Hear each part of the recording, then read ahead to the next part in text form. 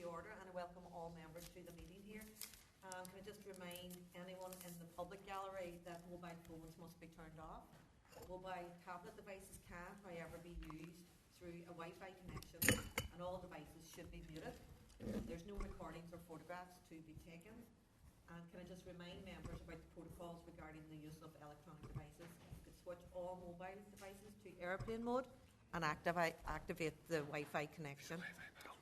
Please also use your tablet devices discreetly and in a way which does not interfere with the proceedings today.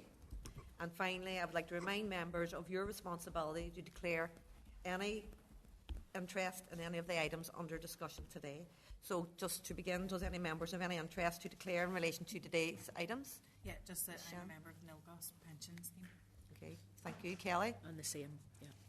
Thank you. As am I, August Clooney again. Okay, thank you, Melissa. And myself as well. Okay, thank you, Brian. So I'm just move on now to agenda item number 1. So apologies, Emer.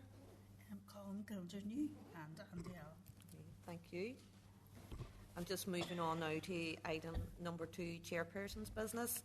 As chair today, I think you all may have heard on the radio this morning of the kind of the heartbreaking news of the number of children and young people who currently do not have a permanent home. I think the figure is 5,100 that they had mentioned, and I suppose it is heartbreaking for any child at this moment in time not to have a permanent home with that stability and security. So a thought with them children, I think it's quite appropriate here today, given that we've just come off the back of Homeless Awareness Week, where we had a range of amazing organisations who provide a vital service for our most vulnerable in the community, increasing the awareness of it, the importance of it, and I think it's really, I'm delighted to be here today, particularly here in the North West, and being hosted by the North West Methodist Mission, who for many, many years have been providing that vital service and supporting those most vulnerable. So I have to commend the organisation and the many other organisations here that working in the North West, like DePaul, like the Simon Community, like First Housing. They're a critically important service, and we're delighted here today. And I want to commend the staff as well over the years that go and provide endless support and wraparound support, which is what's more vitally important as well. It's about getting someone a safe place where they can call home, but also providing that wraparound support is critically important. So I want to thank and commend the organisations that provide that service, and likewise the staff that provide that service.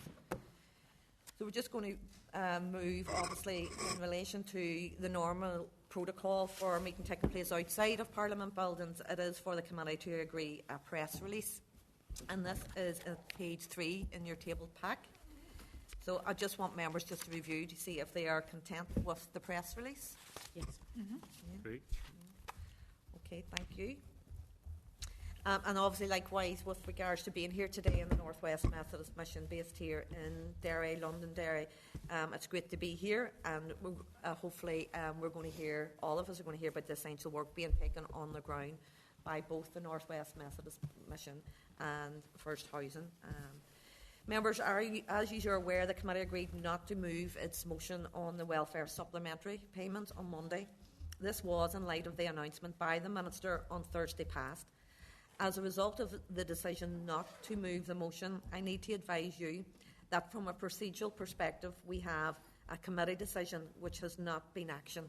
So the way of dealing with this is for the committee to rescind its decision to lodge a motion, and I propose that we put this on the agenda item for our meeting on the 16th of January. Our members agreed? Agreed. Okay, thank you. So I'm just going to move now to agenda item number 3, the draft minutes. Members, can I refer you to the draft minutes from the meeting on the 5th of December, which are at page 6 of your meeting pack?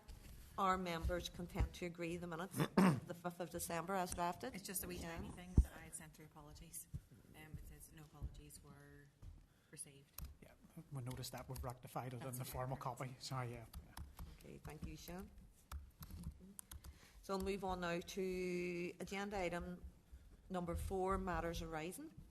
Members, you have been provided with a summary table of matters arising at page 16. I intend to go through these replies in groups and ask if you wish to highlight anything from the responses. So members, if we move to items from 4.2 to 4.6, is there anything that you would wish to discuss further or highlight? Yes, Kelly? Chair, it was one point that came across when I was reading through Ards and North Down Council's reply when we had asked about how many applications were on hold for housing, and they have come back absolutely correct to say that rather than being on hold if Northern Ireland Water or any other body has fed in to refuse a planning permission, that they just refuse them. It would be interesting to find out. I know we're having a meeting in the new year with Northern Ireland Water of how many planning applications have been refused because Northern Ireland Water doesn't have capacity. So I guess it's more a point that it's something that we can bring up or ask Northern Ireland Water if they can confirm how many applications over the last couple of years that they have turned down or had to turn down because they don't have capacity whenever they come to see us. Mm-hmm.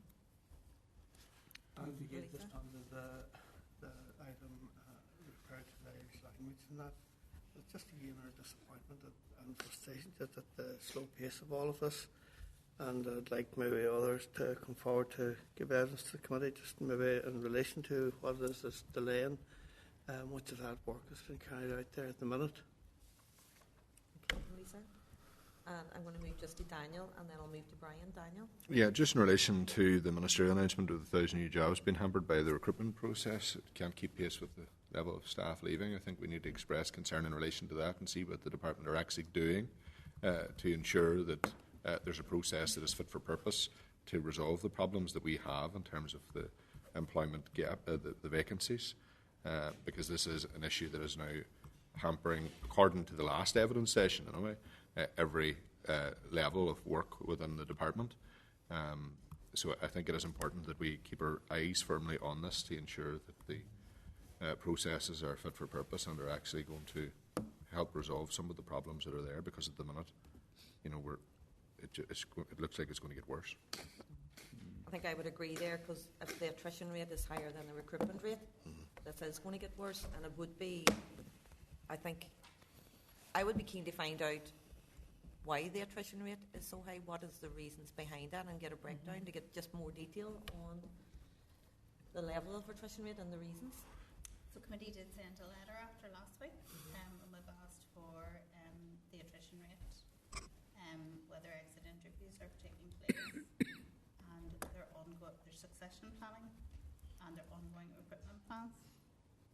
So each of those were requested. So those letters were sent in the last few days. Do you want another letter to go now, or do you want to wait? I think, given how serious this problem is, and given the evidence that we received that, you know, last week that, in my view, contradicted the evidence that was given by the Permanent Secretary and the Minister at a previous session, I think we need to let the Minister know and senior officials within the department that we are firmly keeping our eyes on this. So I would suggest, with the support of the committee, that we do write another letter. We can't, if this continues in the trajectory that we're on, there's going to be very serious problems emerging here. So a comparison of the attrition rate versus the recruitment rate. Brian? Yeah, just regarding the reply from Ards and North Down and planning applications, just the way Kelly described it, I don't think is correct. I don't think they are rejecting applications, but they're attaching a negative condition, saying that the applicant needs to reach a resolution with NI Water. So I'd be quite familiar with that, as I'm sure you would be from time on council.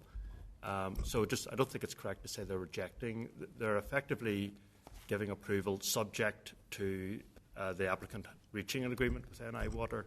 So in a way, the council is saying, look, we are content, but it's up to you to sort out the arrangement with NI Water, and that's attached as a negative condition. So I wouldn't say that's being rejected. The council is saying they're passing it, but it's up to the applicant. But that's what I've seen. So I don't think it's correct to say that's a rejection. But I think what we need to ask is Northern Ireland Water to clarify how many times that they have told planners that they can't progress a planning application. Yeah. That's the main point on it. Yes, but you were saying that the council was rejecting applications, so I don't think that is... Having looked on the portal... I don't think that is fair wording, Chair, to say in terms of what the council's work. Just do you want to come in on Yeah, that? on that, yeah. I understand where both members are coming from, but, that qualification in itself is as good as a rejection because it's very difficult to overcome it, given the current situation that we're in. And it's a significant hurdle for anyone to be expected to overcome. There's also questions, Chair, about NI water that need to be raised in terms of various applications that they are, and I say this lightly, blocking due to the issues we have with our infrastructure. But I have found, and I'm sure others, that there's different approaches being taken everywhere in relation to this. Some, even within constituencies, some applications are getting through that originally were told there's no chance of that happening, and then are getting through. We're being given information that without proper facts or data to back that up. And I say this loosely, but given my experiences, I have a concern that NI Water are now using these applications as leverage against the department to seek out further funding to resolve the infrastructural issues. Because I have found on numerous occasions that when it is challenged and when facts are requested in relation to specific applications, we tend to overcome quite a number of the hurdles. And it's at the complete extreme. It's not just hampering the building of houses, it's costing us significantly in terms of investment by business who are seeking opportunities elsewhere beyond Northern Ireland because of the stress that's involved in trying to overcome some of these processes. So there's major questions here. I'm not entirely happy with the level of transparency from NI Water in relation to some of these applications. Morris, you want in on this issue? Or is issue? Actually, it's on both. The one that Justin had raised about staffing, I have a concern about the almost 3,000 temporary promotions within the civil service. That needs to be addressed immediately, and those jobs need to be advertised, and the proper people either given the job permanently or other people in place. On the question of housing, I have tried several avenues to find out where the stress lies within NI Water, constituency by constituency, so that we can build a map up of where infrastructure needs to be improved and where finance needs to be pushed.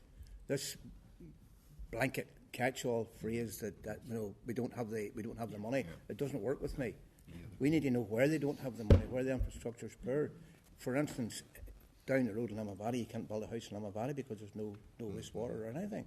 It's the same in Armagh. Not one house can be built in Armagh. And I'm sure it's the same here in the city. So we need to find out the information so that we can drill down where the money has to be spent. I think it's key, and obviously we do have NI Water coming on the 23rd, so I think it's pertinent, the questions that are being raised. I do think probably the key to that is asking NI Water, what is their prioritisation process?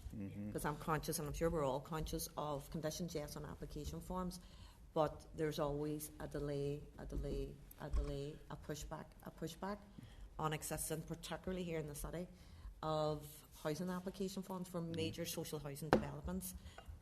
So I think that's a key question, Morris, as you had mentioned, is we need to see how does NI Water prioritise the applications going in, given the fact that they do have 50% of the Department for Infrastructure budget. So it's critically important.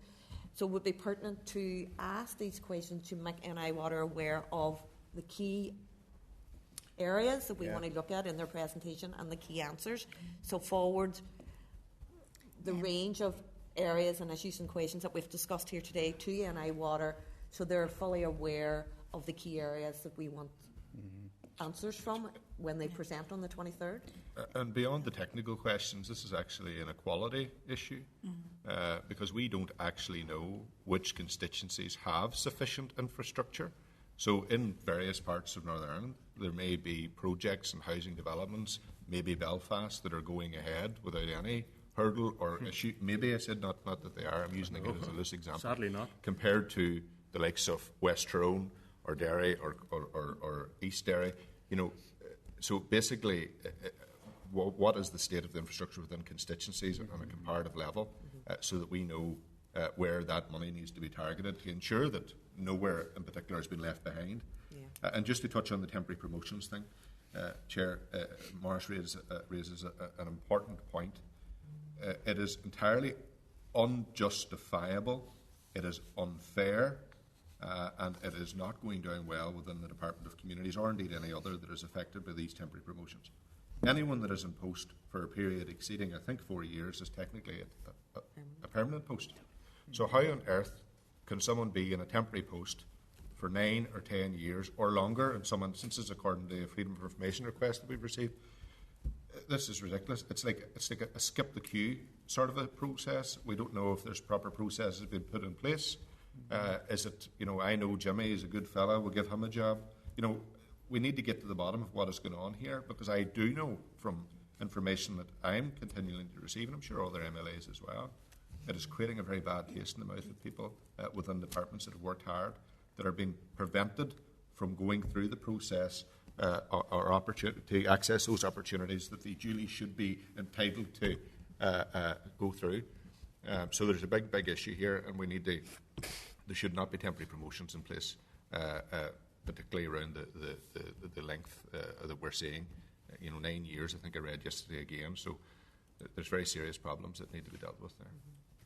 Yeah. Not just the length, Chair, but the number. The number of them, yeah. I think for me, in terms, I know that you said there shouldn't be no temporary promotions. I think if there is a need within the department for a short term, someone having to step up while a recruitment process is ongoing, that's one thing. But the length of time for me is the thing it's really sticking in the mouth. Emer, would you suggest then, given that obviously do we write to the Permanent Secretary knowing that we have asked for him to come to the committee, and that would be the opportune time? Two different things there. We have already asked, committee agreed the week before last to invite the Perm Sec and Deputy Secretaries in to talk about the expectations of the committee, timeliness of documentation, and so you will have an opportunity to do that. We're identifying a date for that in the new year. In terms of the NI water issue, we have asked them specifically Morris's question in terms of mapping what the status is. Members have come frustrated having asked questions in a number of different directions.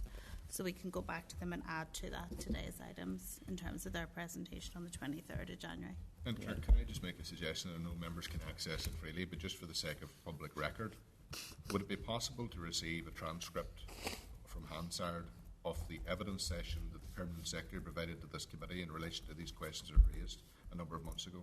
Because the evidence that the Permanent Secretary for this department gave us was entirely the opposite of what we heard last week. And this issue was raised around temporary promotions. The issue around vacancies were raised, and those processes, and we were told more or less there's nothing to see here. So I have concerns about how this has been handled, full stop. I don't think we had Hansard for the first presentation. No, we'll double check that. We'll have to request that. But we can request it for the next one. Chair, can I just reference it's the bereavement services? So whilst I understand what the department is saying in terms of the scope of that and the extent of what it would look like if you were to replicate the one call, I think that the communication the department has around bereavement services needs to be addressed. I know Daniel had raised it before. Most recently this week I have received a copy of a letter that was sent 1 week after a claimant died, and the title, the subject is the decision about the claim, not regarding the death of or sorry for your loss. It is literally following the death of, and the subject is the decision about the claim. It's not that's not language that a grieving family should have to receive in a letter. They actually misconstrued it, thinking have we made a separate claim? What's this about? But it's actually because they rang to say this person has passed away and just let them know. So they were talking about her disability benefit being a claim and the decision being made by the department. I just think that if we are to approach bereavement services in a way that puts the person at the heart of it, language like that needs to be addressed by the department. You know, and like sympathy, you know, a few simple words. Absolutely. At the start of the letter, it means a lot. It reassures people. So I would agree entirely. Just a human approach to it. I think it's something about that, not referring to it as the claim, but having, you know, regarding the death of, you know, condolences, even just as Martha said, it's just that one line, and I know that it's a simple change, but it could mean an awful lot to a grieving family. So whilst I would love to see, I know that that's slightly off what they have responded about, I would love to see this being rolled out across HMRC, all services. God knows HMRC is the worst, but it's something simple that the department can do to make that a bit better before then we get to the point of actually being able to roll out that one call. Yeah, Chair, it's an important point, and not just in terms of the language, but the timing. Within 1 week of losing someone in your family, whether it's your mother or father, husband, wife, or whatever, to receive a letter as bluntly termed as the ones that I have seen is entirely unacceptable. Now, when you get on the phone, it's very different, entirely very sympathetic. Can't help enough, to be honest.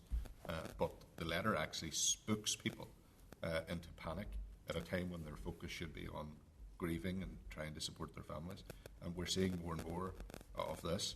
My concern with the department or departments is that they seem to put a bit of weight into this process in the event of a death, but not as much weight into trying to tackle the level of fraud that is happening, that really needs to be dealt with within the department or by the department.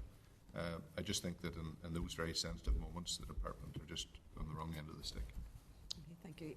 Brian, and then Kelly. Yeah, just in the reply from the DALO, it says that the duration of housing benefit is a matter of legislation. So if we can just get a copy of the legislation, and also what guidance is given to staff in this matter, given how this is approached. I think we can all agree. A letter just in the aftermath of a death, maybe the burial hasn't even taken place, or the funeral. The wording is inappropriate. So just clarification on the legislation and also what guidance is given to staff. And in terms of Daniel's other point, I think it was an audit office report on fraud and errors. Yeah. So certainly I would be interested in a presentation on that if we could arrange that in due course. Okay, thank you, Brian. Kelly? Thank you, Chair. I'm just looking at the letter that came from Advice NI. It's on page 49, just if members want to look at that. And the third paragraph starts by contrast. I'm just wondering if we could write to the department. I know the Minister has said that he will be looking at this matter, which is very welcomed. But I'm just wondering if we can ask the department to clarify. This is a parity issue, so the Tell Us Once service, I have to say, when I've had to use that personally in the past, it has been very kind and very quick to action what they can action with regards to benefits and housing benefit and so on. But it's only part of the whole story of a person. So in GB, or from Westminster's point of view, from DWP's point of view, they do contact HMRC, Social Security Scotland, the Passport Office, driving licence, local councils, all of that. We don't have that here, and I'd be glad that the Minister will be looking at that. But it's my question is to ask the department, if there is a break in parity in the services that are offered, is there anything that we need to do via legislation to enable this? So that Tell Us Once service, because there's obviously data protection issues. If that has been resolved by DWP elsewhere, with regards to HMRC elsewhere, then maybe we're missing out on a parity matter there. And if there's anything we can support the Minister to ensure that the legislation can follow, so that we can do the same here. Yes, no, I agree. Okay. Melissa? Yeah, just I know it sounds as if we're jumping forward, backwards, but in relation to the 1,000 jobs, again, I think it's important just to stress the fact, once again, too, that there's that complete lack of regional balance, and that it's Belfast, Ballymena and Derry, and yet and all then if we do come to the more rural constituencies, the likes of my own constituent that includes towns such as Omagh and Miscellaneous and so on, that there doesn't seem to be the same consideration given to that, what should be a commitment to regional balance. It isn't given there at all in the slightest. Yeah. Just to follow on from Alicia there, the rural areas do suffer a lot from investment. For instance, I've raised it before, County Hall and Coleraine can accommodate up to 400 people, yet it wasn't deemed eligible for jobs because there wasn't any room. I've been through the building. There's 3 floors empty. So I don't know how the methodology of dividing those jobs up into different areas was used. Baffles me. Is that something we could ask for more detail behind? Not to make it specific, but could we ask for a breakdown behind the decision across all areas, not just my constituency, but across all constituencies? Because I think, getting jobs outside of Belfast is a priority. Yet if you look at the health, we're centralising back into Belfast. Yeah. If you look at everything, we're centralising back into Belfast. And the rural areas do suffer, irrespective of which rural area it is. Chair, Morris is spot on here. Things have changed since COVID, so it really doesn't matter. These jobs should be promoted right across to ensure reasonable balance, because someone could be sitting in Coleraine or Limavady or in Omagh and Strabane and doing the same job as someone that's in Belfast, because as far as I'm told, there's still a significant proportion of the workforce working from home. So I think we do need to look at that to ensure that there's a sufficient geographical spread to ensure balance, and in equal measure, good practice from the department. So how were the decisions taken beyond what's already provided there on page 21, 22? Okay, thank you. Okay, members, I'm now going to move on to items 4.7 to 4.10. Is there anything that members would like to further discuss or highlight?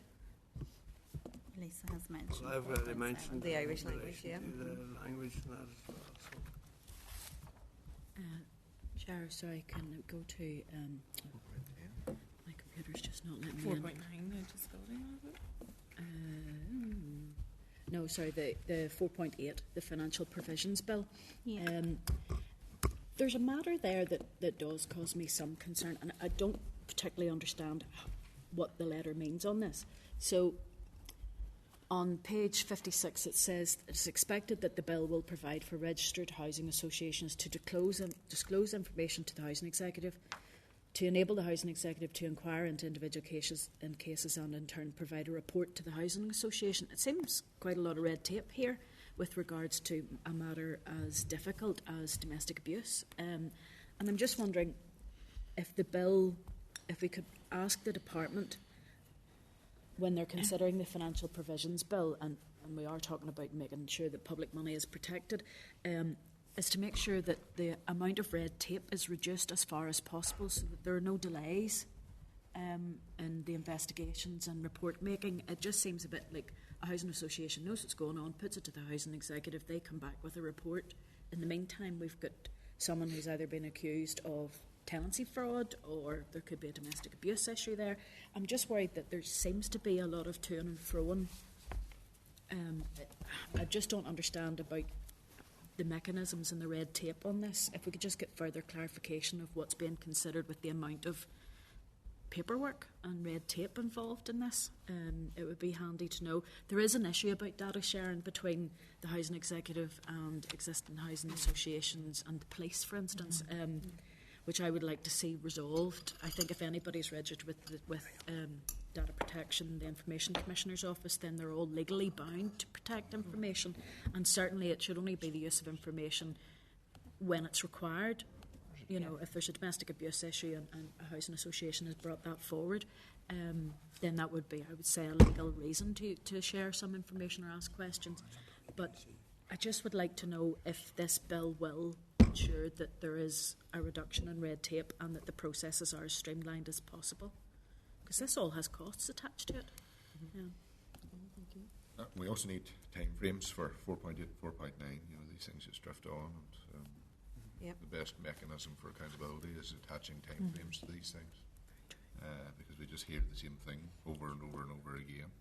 Whereas if they don't meet the deadlines, we can hold them properly to account for why they haven't progressed in the way that is expected. Also, Chair, 4.10, see there's quite a detailed response in relation to the defective blocks. And I understand the department has laid out where their responsibilities lie or do not lie, but it doesn't recognise at all that there's a potential issue here, and it doesn't provide any reassurance as to what steps the department would take in the event that the defective blocks crisis would hit the north, which I do think in the future, unfortunately, it will. So it's there, we're noted today, I suppose, Chair, but I think we'll probably revisit it in the future again. Thank you, Daniel. Members, just also there's departmental replies on the right to buy scheme and from the Department of Health on the Adult Protection Bill on pages 6 and 9 respectively of your tabled papers. Do members have any comments on these, or are you content to note? Ms. Kelly? Could we ask the Housing Executive what impact it will have to them? Because I know they'd mentioned before that the receipts from the house sales scheme was used to help to contribute towards things like the disability, what do you call it? The Disabled Facilities Grant. It's just to see if they're not in receipt of those receipts, what impact it will have on the Housing Executive. Yeah. Thank you. Any other comments? So I'm going to move on. Just briefly, actually, I'm just reading the end of that letter.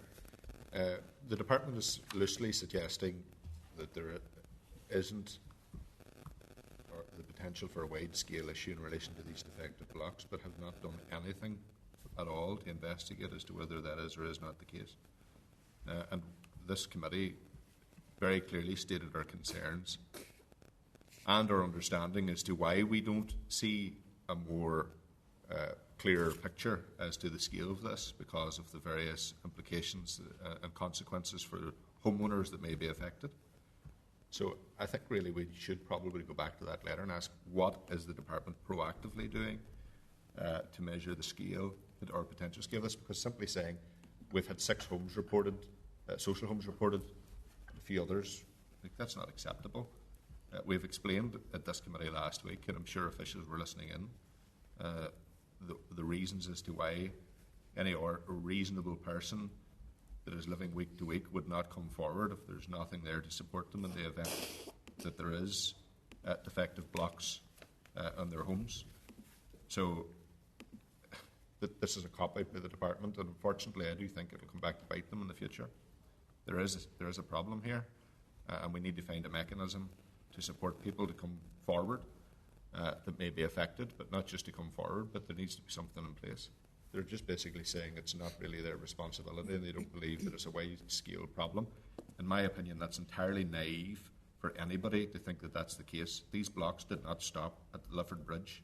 They crossed the border and are in Tyrone, they're in Derry, they're in Fermanagh, and houses have been built with them.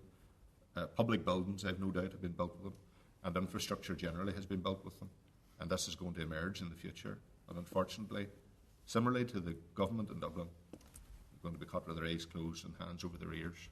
But the department are not doing anything proactive in relation to it. They're going to obviously wait until this comes about. But I think we need to seek further clarification as to what they're doing proactively to seek out as to whether there is or is not a problem, and to point out to them that it's entirely ridiculous to suggest that these blocks stopped at the Lifford Bridge. They are everywhere. Everywhere. And you only have to look at a map of Donegal, right down to Derry, where it's been recorded, to see the scale of it. There was no one checking the border. These blocks came over the border. And we need to know to what extent before this becomes a very serious problem for a lot of people. Can I confirm? Yeah, Chair, just to follow on there, I noticed in the correspondence, I finally found it, the Office of Product Safety and Standards, could we have a presentation from them? Maybe they could give us more information on defective blocks as opposed to putting all the onus on the department. If this is the representative body that people can go to, perhaps, I would suggest maybe an evidence session from them. But Is that in correspondence? it's in correspondence, page We'll come on to 65, They're mentioned. 4.10. Okay. 4.2. Believe it or not, I read it last night. I think, as Daniel highlighted, it's very much what we need is proactive work done and scenario planning done, given what we've previously discussed at previous committee meetings, that many of us would acknowledge that it is an issue and it will continue to be a major issue. And we have highlighted the reasons why individuals and families will not come forward, because there's nothing to come forward to. There's currently no support available. So it would be very keen for department to continue to look into some scenario planning as and when, and be prepared, so we're more informed and knowledge of what support could be available.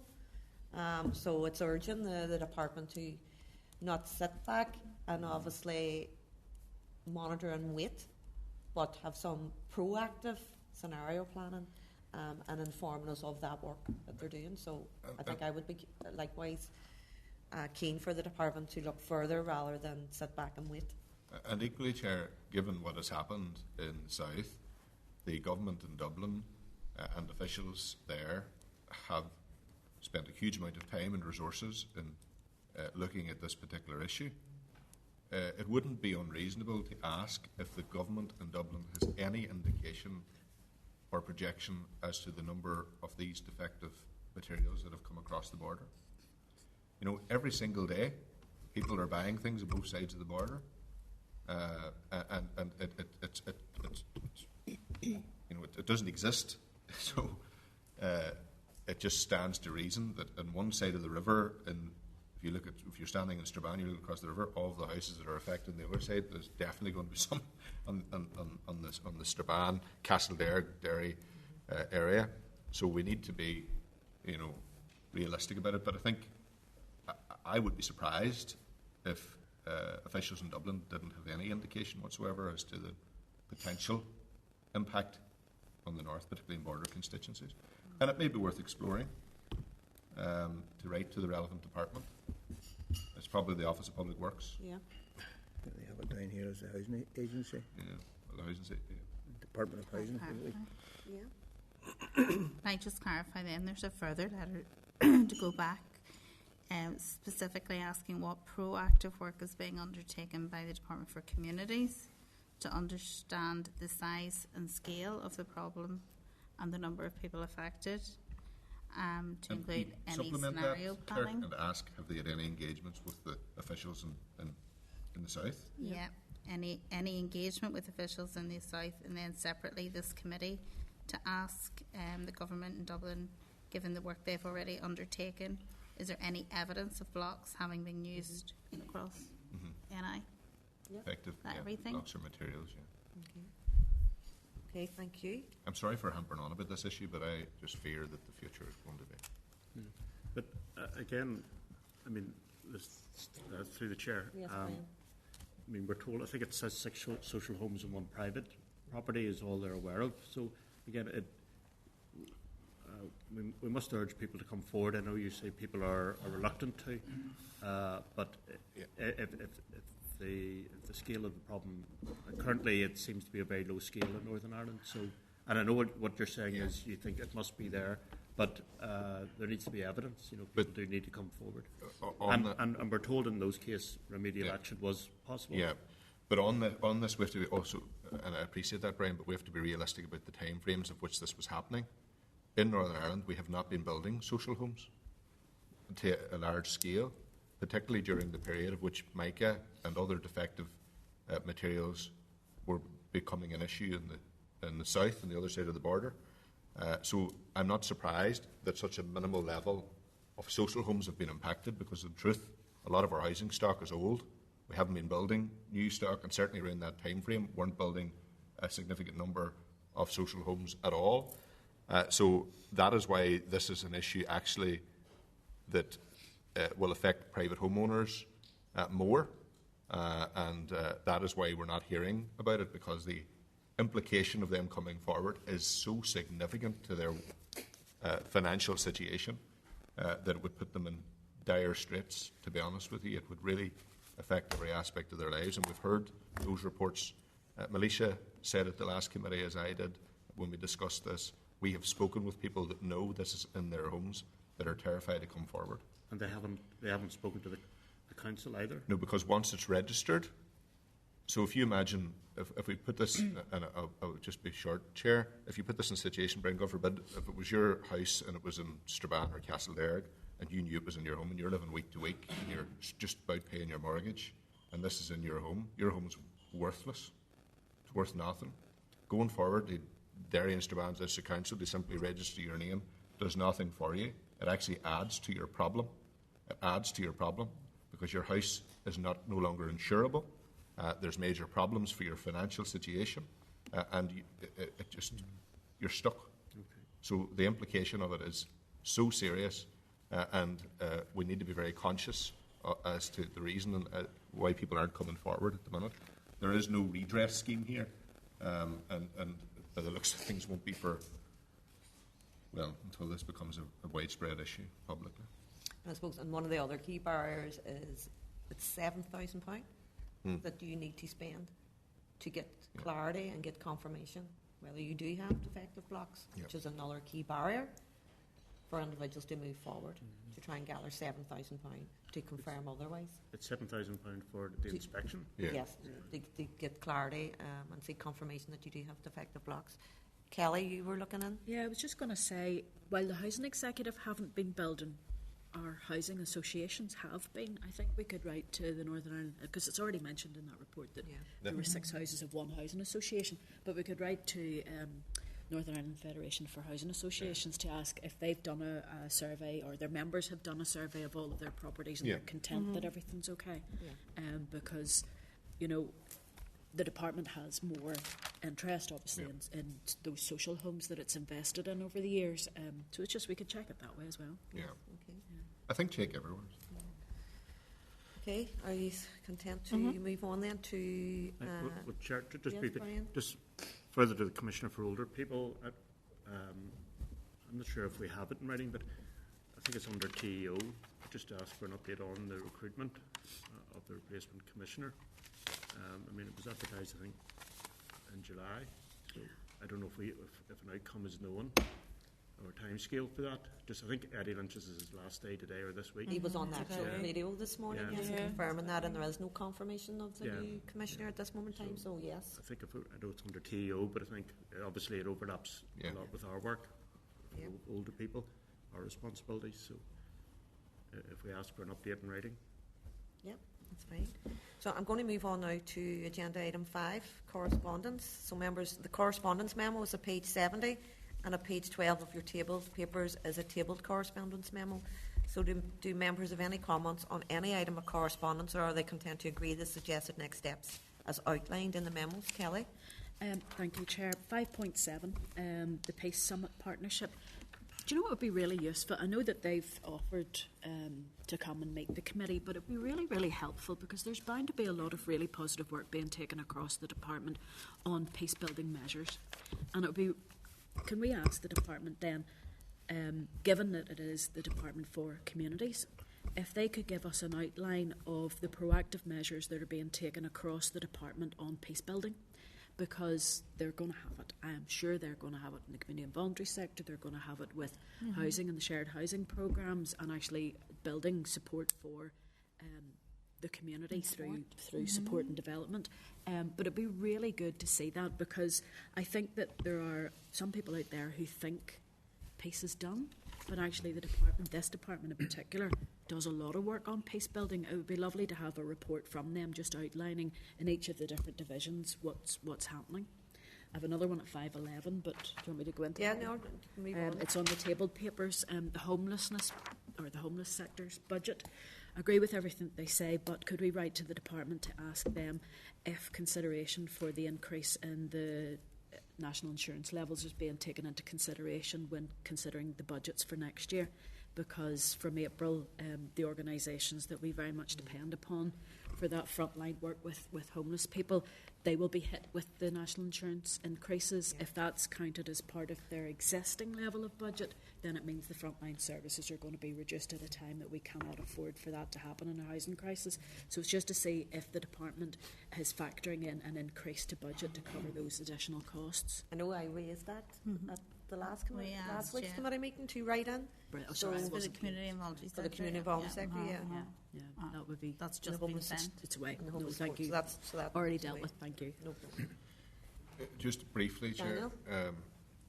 5.5 now it touches on welfare supplementary payments, discretionary support, but just I'm conscious of the evidence session last week from the Clough Age Coalition. I met them again yesterday, had a very important discussion with them in relation to their key asks, but just in relation to the contingency grant.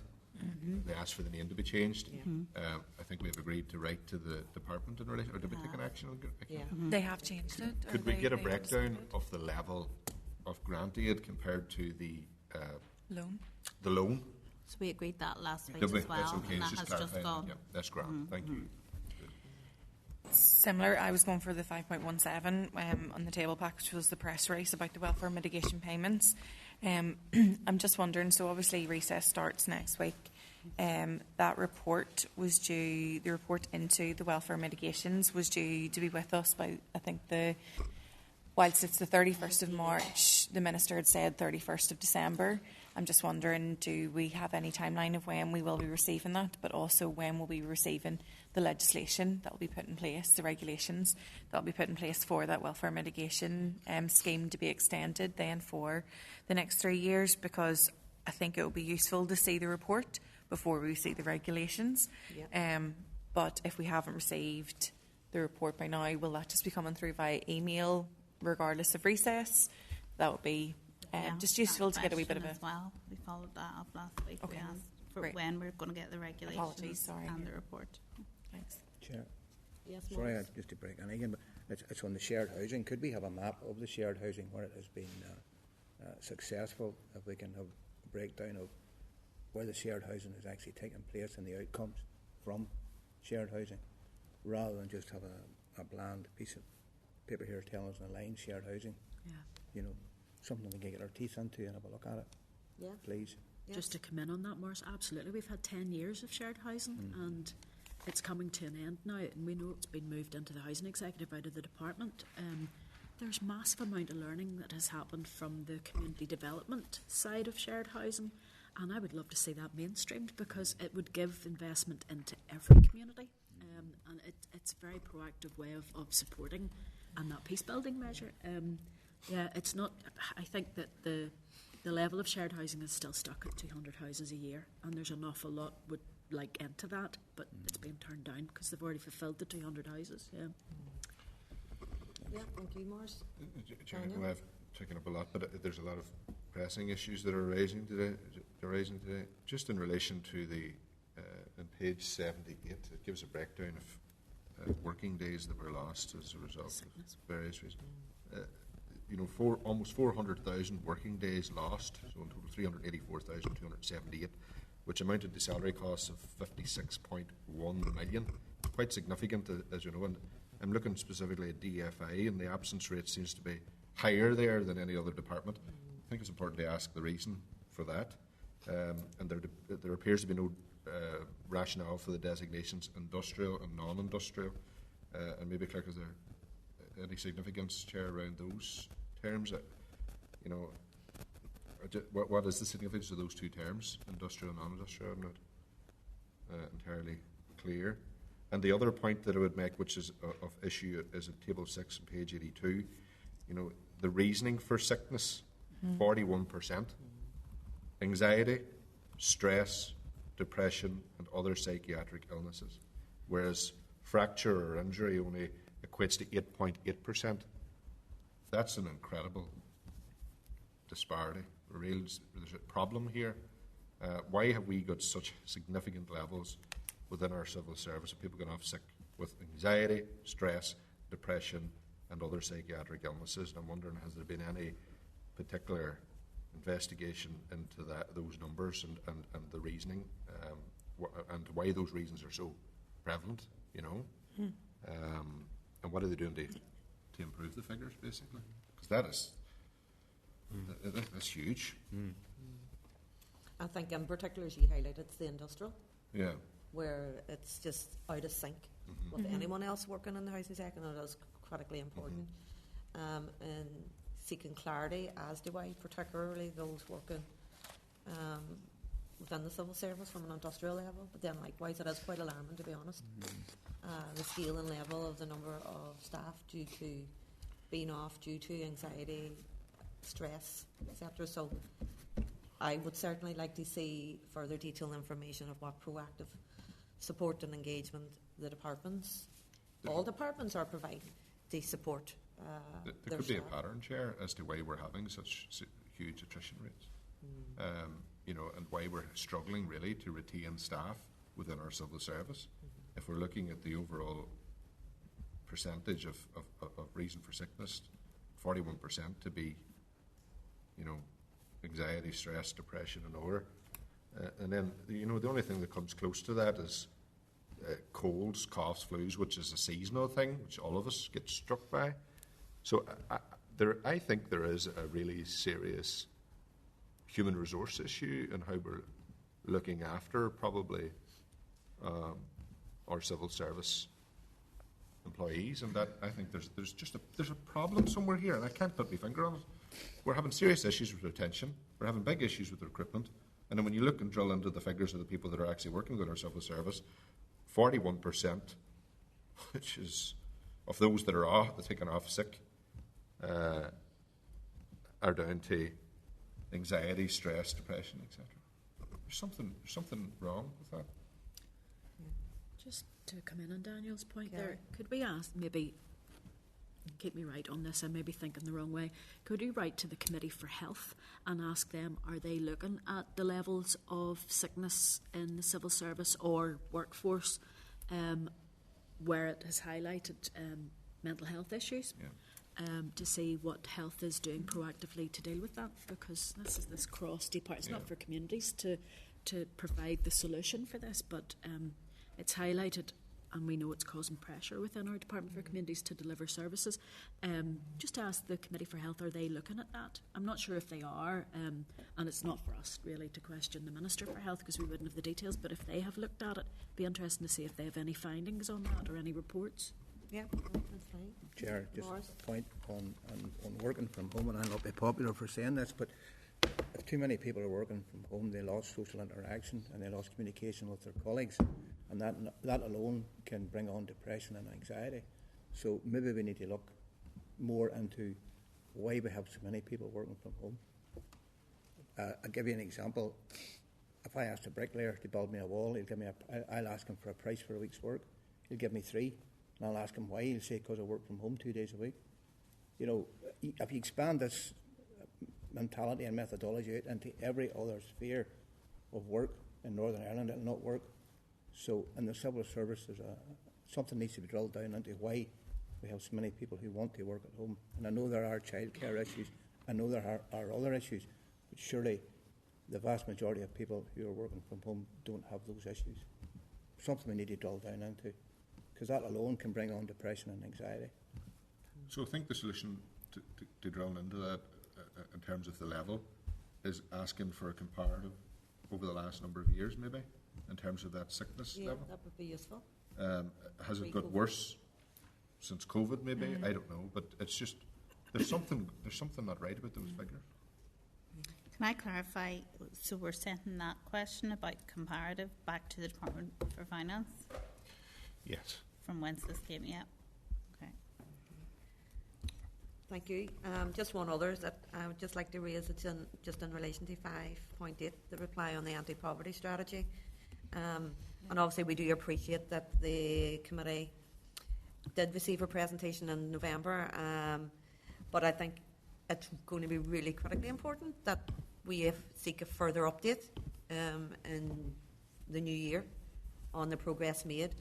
I know they were awaiting, obviously, the outcome from all other departments, and they would hope all other departments would present, and we have wrote to the departments last week on that. But I think, like most of us, we were a bit uneasy as to the practicalities of the department officials being able to have, by the end of January, an anti-poverty strategy that's pretty comprehensive, that could be ready to go. And we have so many organisations that are awaiting the outcome of that. And likewise, we're aware that poverty addresses across and will be critical in relation to the programme for government, across all the key actions within the programme for government.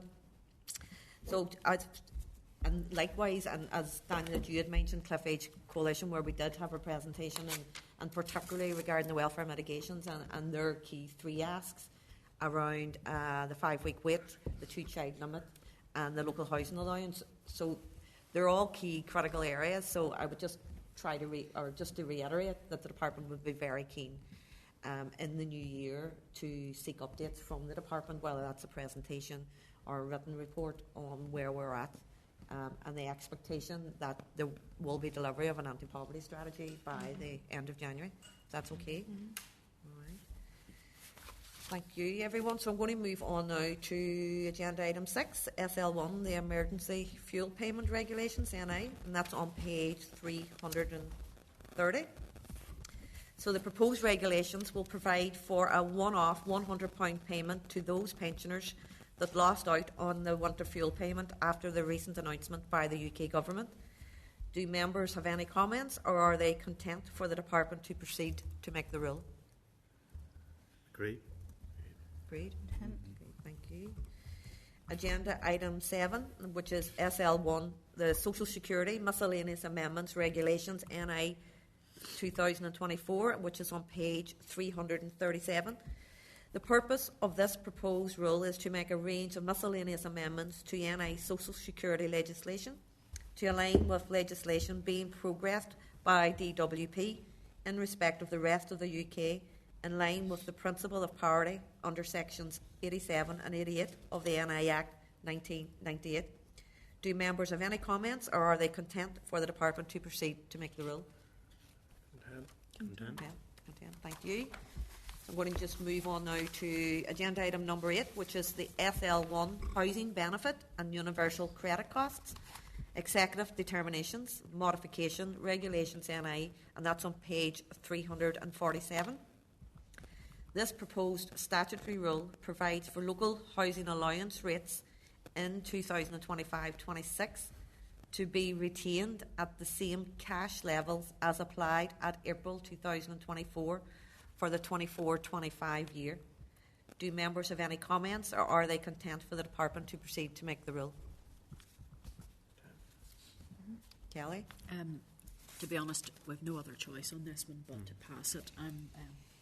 But I would ask that, as a committee, that we write to the Chancellor to say that the LHA levels in Northern Ireland are not reflective of current costs, and that freezing them is putting more people into poverty. Agreed. Yeah, I'm not agreeing the rule. There's a very serious problem here, and I think just be ticking the box, is so. Whatever way this is recorded, I'm not in support of that rule. The SL1 stage is the stage at which members can kind of ask a question. The decision on whether or not to agree for the department to make the rule. I think Kelly's on in a the name single on that majority. in relation to it. So.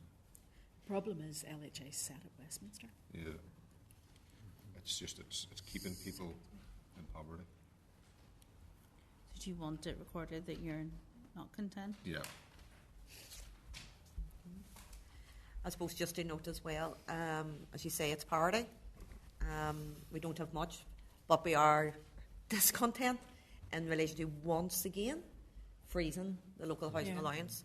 And us as a committee made it clear that we were encouraging both the department and ourselves as a committee, writing consistently to DWP and the British government of essentially this is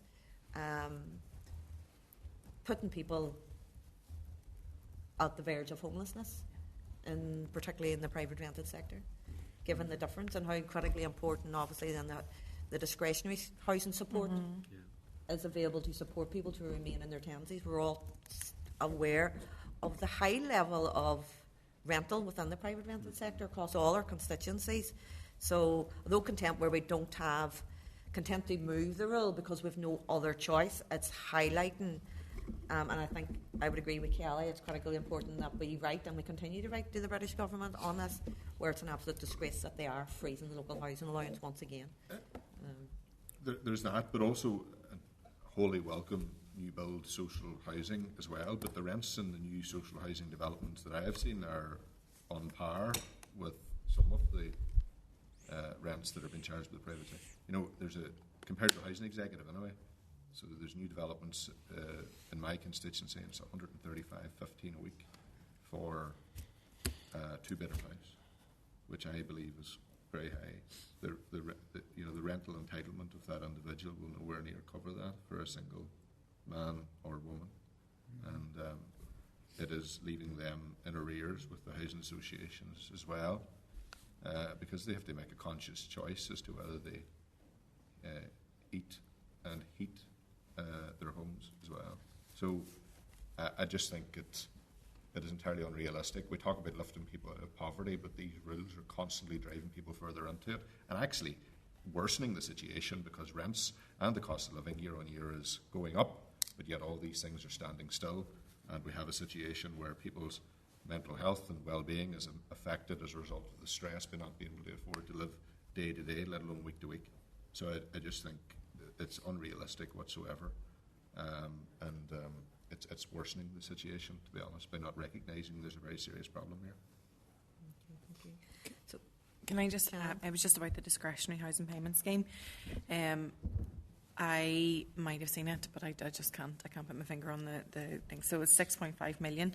I'm just wondering whether there is a report that we have received or that members would know about that would, I suppose, just look, has the need for that, have the applications to that discretionary support scheme, have they increased? Is there, if we can see, is there a trend in more people having to apply for it, and is the 6.5 million adequate, or is it, is it touching the sides basically in terms of that? And also, I know this is something that we had asked about in terms of the discretionary support on UC. I just find it difficult that it's at the discretion of whatever caller you get through to, or whatever officer that you get through to. So I'm just wondering again, is there some kind of criteria there? Is there some kind of way that we can make sure that there's a consistency around that approach around discretionary payments? Because I know from speaking to people, it really does depend on who you're getting through to, in terms of just how, I suppose, open they are to offering that support.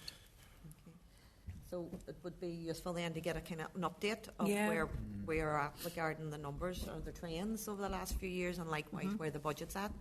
But then also likewise what promotion is provided in relation to private renters being aware that it is available and they can be supported through it. So it's the same as the Universal Credit Contingency Fund.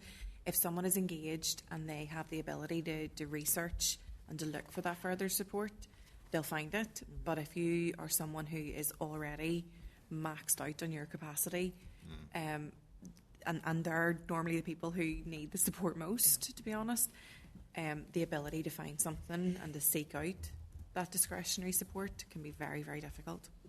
Okay. Brian, did you? Just when we're writing the DWP on the Local Housing Alliance, I'm sure we will do, but if we reference I think the private sector rent increase was 5.7%, or if we check what the figure was, either last year or the most recent year. So it's significant enough for there to be no increase in the Local Housing Allowance, because landlords will then be pushing that difference onto tenants.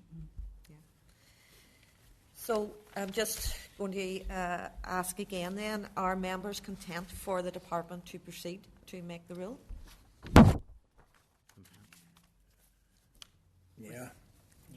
Content? Yeah. Thank you. Yeah, thank you. So I'm now going to move on to agenda item 9, and members, we're going to receive a briefing from the North West Methodist Mission. Remember, the briefing papers are at page 353. So I'd like now to welcome the following representatives to the meeting. So it's Mr. James Jennings, a homeless service manager on the men's hostel of North West Methodist Mission. How are you? Hello.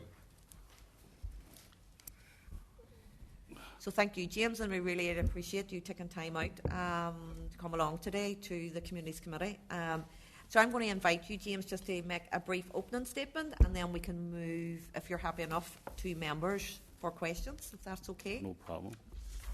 So I think you've all received a sort of briefing anyway on and I just, some of the points here, I know at the end of the day, there's probably, my director would probably love to talk to you about the financial aspects, but I'm not geared up for that. I'm just basically here today talking about our service and what I do as the service manager and what our staff do and what we do ourselves.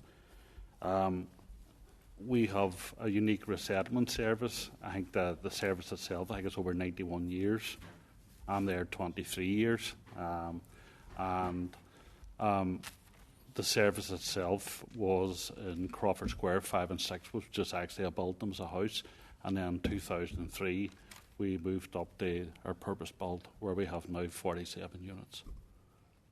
We also have our sister project, which is Clarendon Shelter, which is for women and children. So we've amalgamated there, so that's our service. So if you want to ask me any questions in regards to the sort of barriers I have and obstacles that I've sort of taken out. Okay, so I'm going to open to members, obviously. So, Daniel first. Yeah, thank you, Chair. Thanks very much, James, for meeting with us today. And it is a pleasure to be here in Derry for this committee to hear about the good work that this organisation does. I know Milligan, who's a native of Strabane, very dedicated to the work that he does. And, I appreciate the efforts that are made every day. I've just pointed just a couple of questions, but one in particular that I have encountered, in particular in relation to young men with addiction and mental health, or those without. It is practically impossible to get them housed on the quarter-point system by the housing executive. Mm-hmm. I think this largely goes below the radar, to be honest, in terms of its reporting. How significant is that issue in terms of your organisation? And could you just share your experiences in terms of the hurdles that you face with trying to overcome that point system? Well, I think anybody getting housed now at the moment, you're talking about 200 points above, so that's what you're talking about. For our men, you know, I think the max, if you look at complex needs, whatever, you're talking about 130. So it leaves them either going on the private rental or actually going on these schemes where what you'll find is you'll have, there's a couple of places within the city, and what they have is either young men or singles, whatever. And what happens is they're all sort of put together in those places. That doesn't deem good for anybody. What they need to do is integrate them into the community again. That's what they want to do. They don't want to go into a fold or go into some type of housing where there's 120 single males or females or whatever, and that's what creates a lot of problems. Private rental, really, the end of the day, is unaffordable rates. I know the rents, I mean, if they look at even discretionary housing benefit, they can't make up the money. Mm-hmm. So really and it's always been a thing for males. It's just one of those things. They're not deemed as priority to a female, and even though our sister project with women and children, they'll be seen as more of a priority.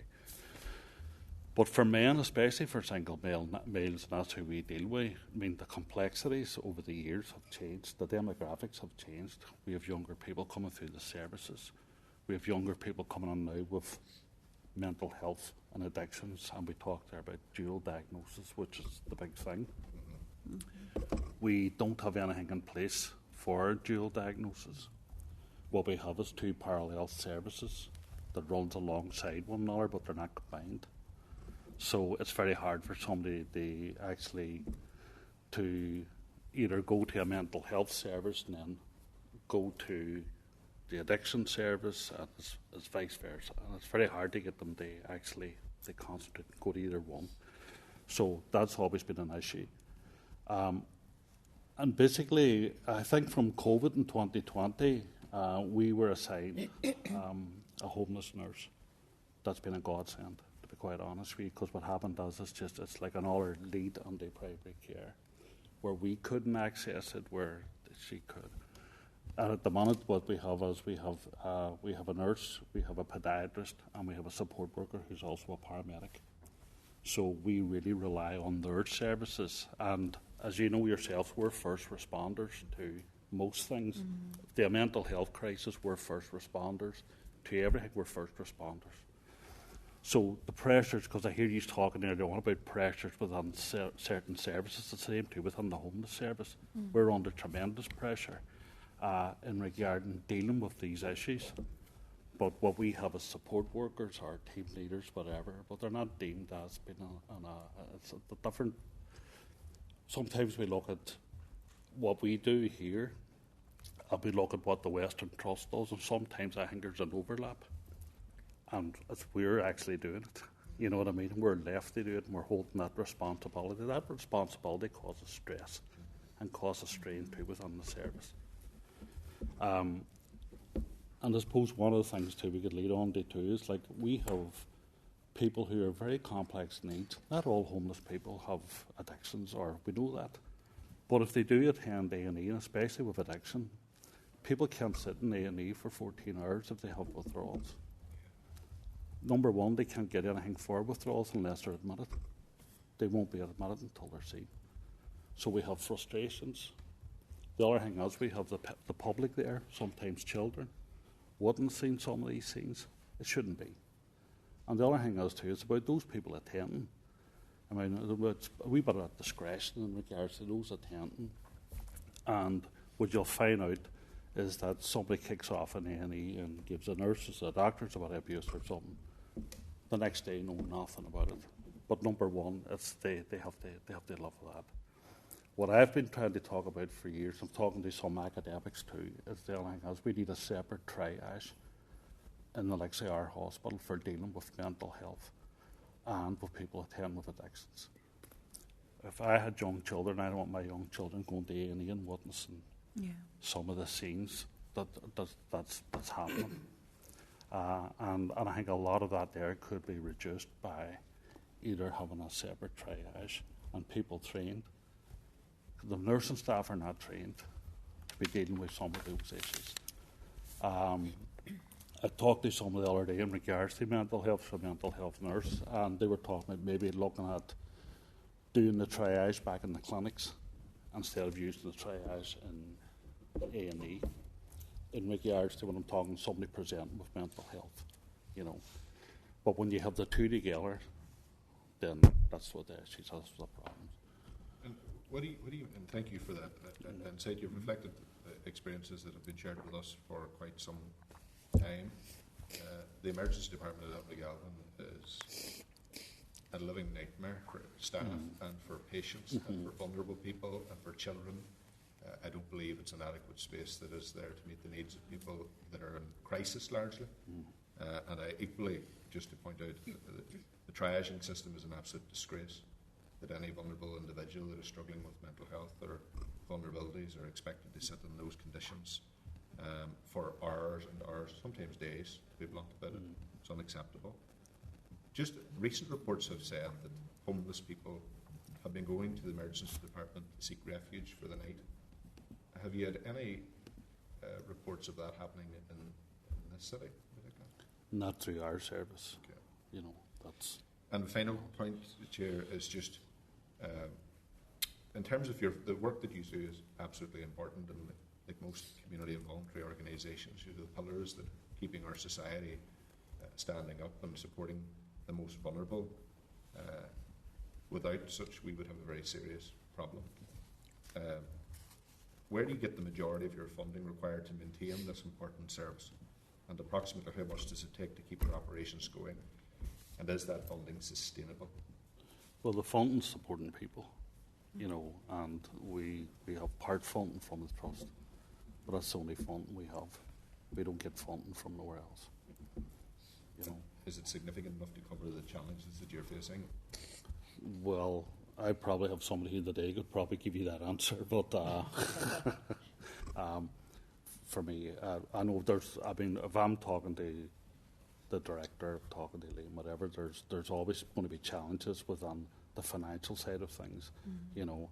And I suppose at the end of the day that in advance they know what's coming or what's not coming or how there are going to be changes. So, but I would be very limited on in regards to the financial aspect of it.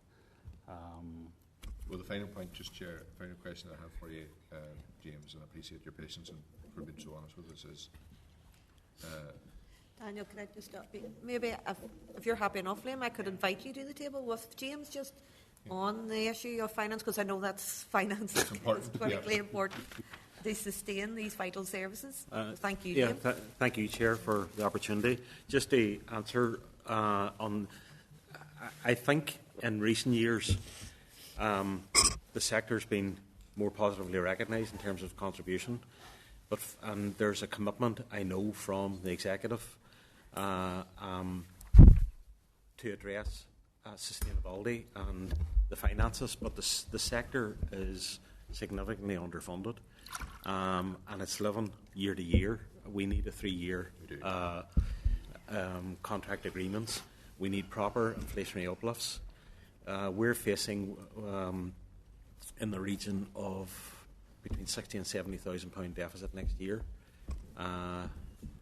Approximately half of that is in relation to the recent budget and national insurance contributions and living wage. All of the other organisations are in a similar position to us. So there's significant concern that the uplift that we did get and that was announced has been swallowed up by the recent decisions around budget. And I know our member organisation, Homeless Connect, are working hard as well to raise these issues at the highest level. I think there's a goodwill there, but goodwill will not cover the deficits. We need action, and we need longer contract periods to address the sustainability issue. Because how do you plan?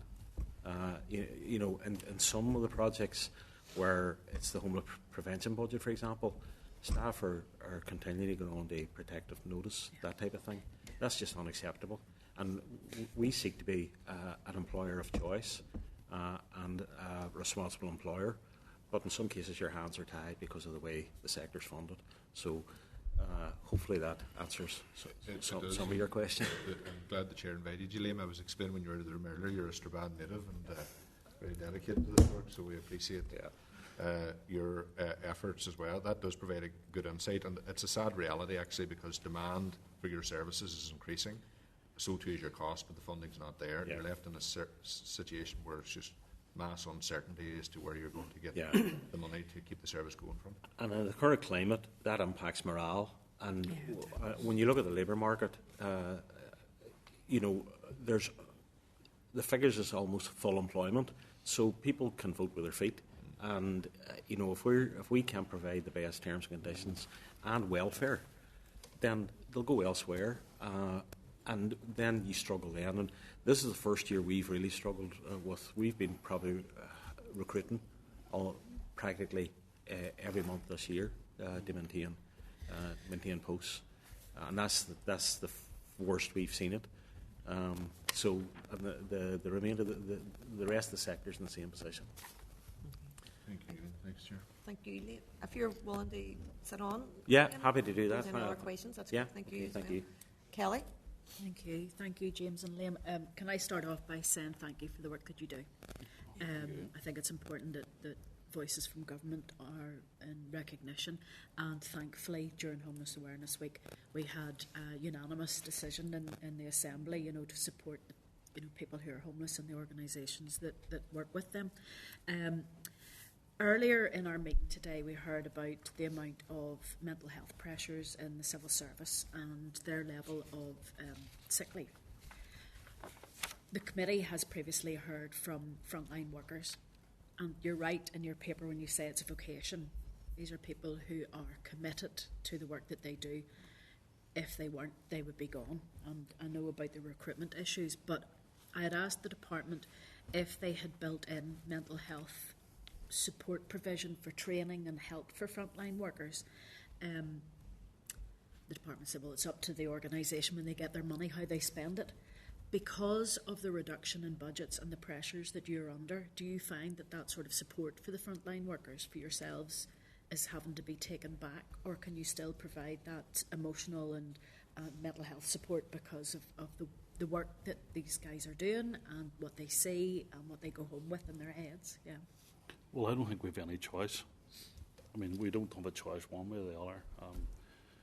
We're actually engaging with somebody now at the minute, and actually there's one of the services actually dissolving, and there's another service coming up. But it's very important that we have that for staff. And if we didn't have that for staff, then definitely we would be in serious trouble. We've actually enhanced our welfare support, reviewed it over the last year. We have a free counselling service for staff that they can access confidentially, and that provides up to 6 counselling sessions free of charge.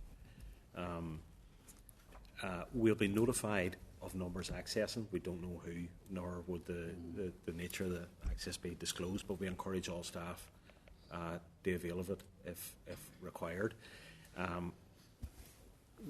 As James says, as frontline responders, staff are exposed to some very stressful situations, even deaths in service. So it's really important that as an employer we ensure that we look after our staff. And we've also been speaking to our insurance company. We have a death in service arrangement, and we have expanded that to include additional healthcare support and access to healthcare services. So even in difficult times, when we know it is hard, we seek to do the best we can for staff, and we know this is particularly challenging. And it's really valued because we don't have major absenteeism. We have staff who will have had difficult experiences. They'll come and talk to the managers. They'll want to be back at their work the next day. We want to balance that by saying, look, if you need help and support, either be talking to your line manager or talking to another staff member, or accessing those professional services. That's what they're there for. So we do the best we can, but all of that is under pressure if we don't get the funding package right. But there's certain things we certainly don't want to compromise on, and that's one area. I think what frustrates me is under the health and safety at work regulations, you will have a funder who's quite happy to pay for fire extinguishers to be refreshed, but when it comes to the mental health of staff, they don't tend to come forward and expect that to be covered. The other thing, James, you had raised earlier was about in the A&E situation, there isn't a separate triage. In the South Eastern Health and Social Care Trust, the Ulster Hospital has been very lucky in getting additional premises, new premises. And they do actually have a separate place within accident and emergency, a separate room for someone who's struggling alcohol, or they've obviously taken something, could be drugs, to keep them separate to protect themselves. And if there has to be police accompaniment, it's taking them sort of away, but not segregating them away from help, but actually giving them space within the hospital.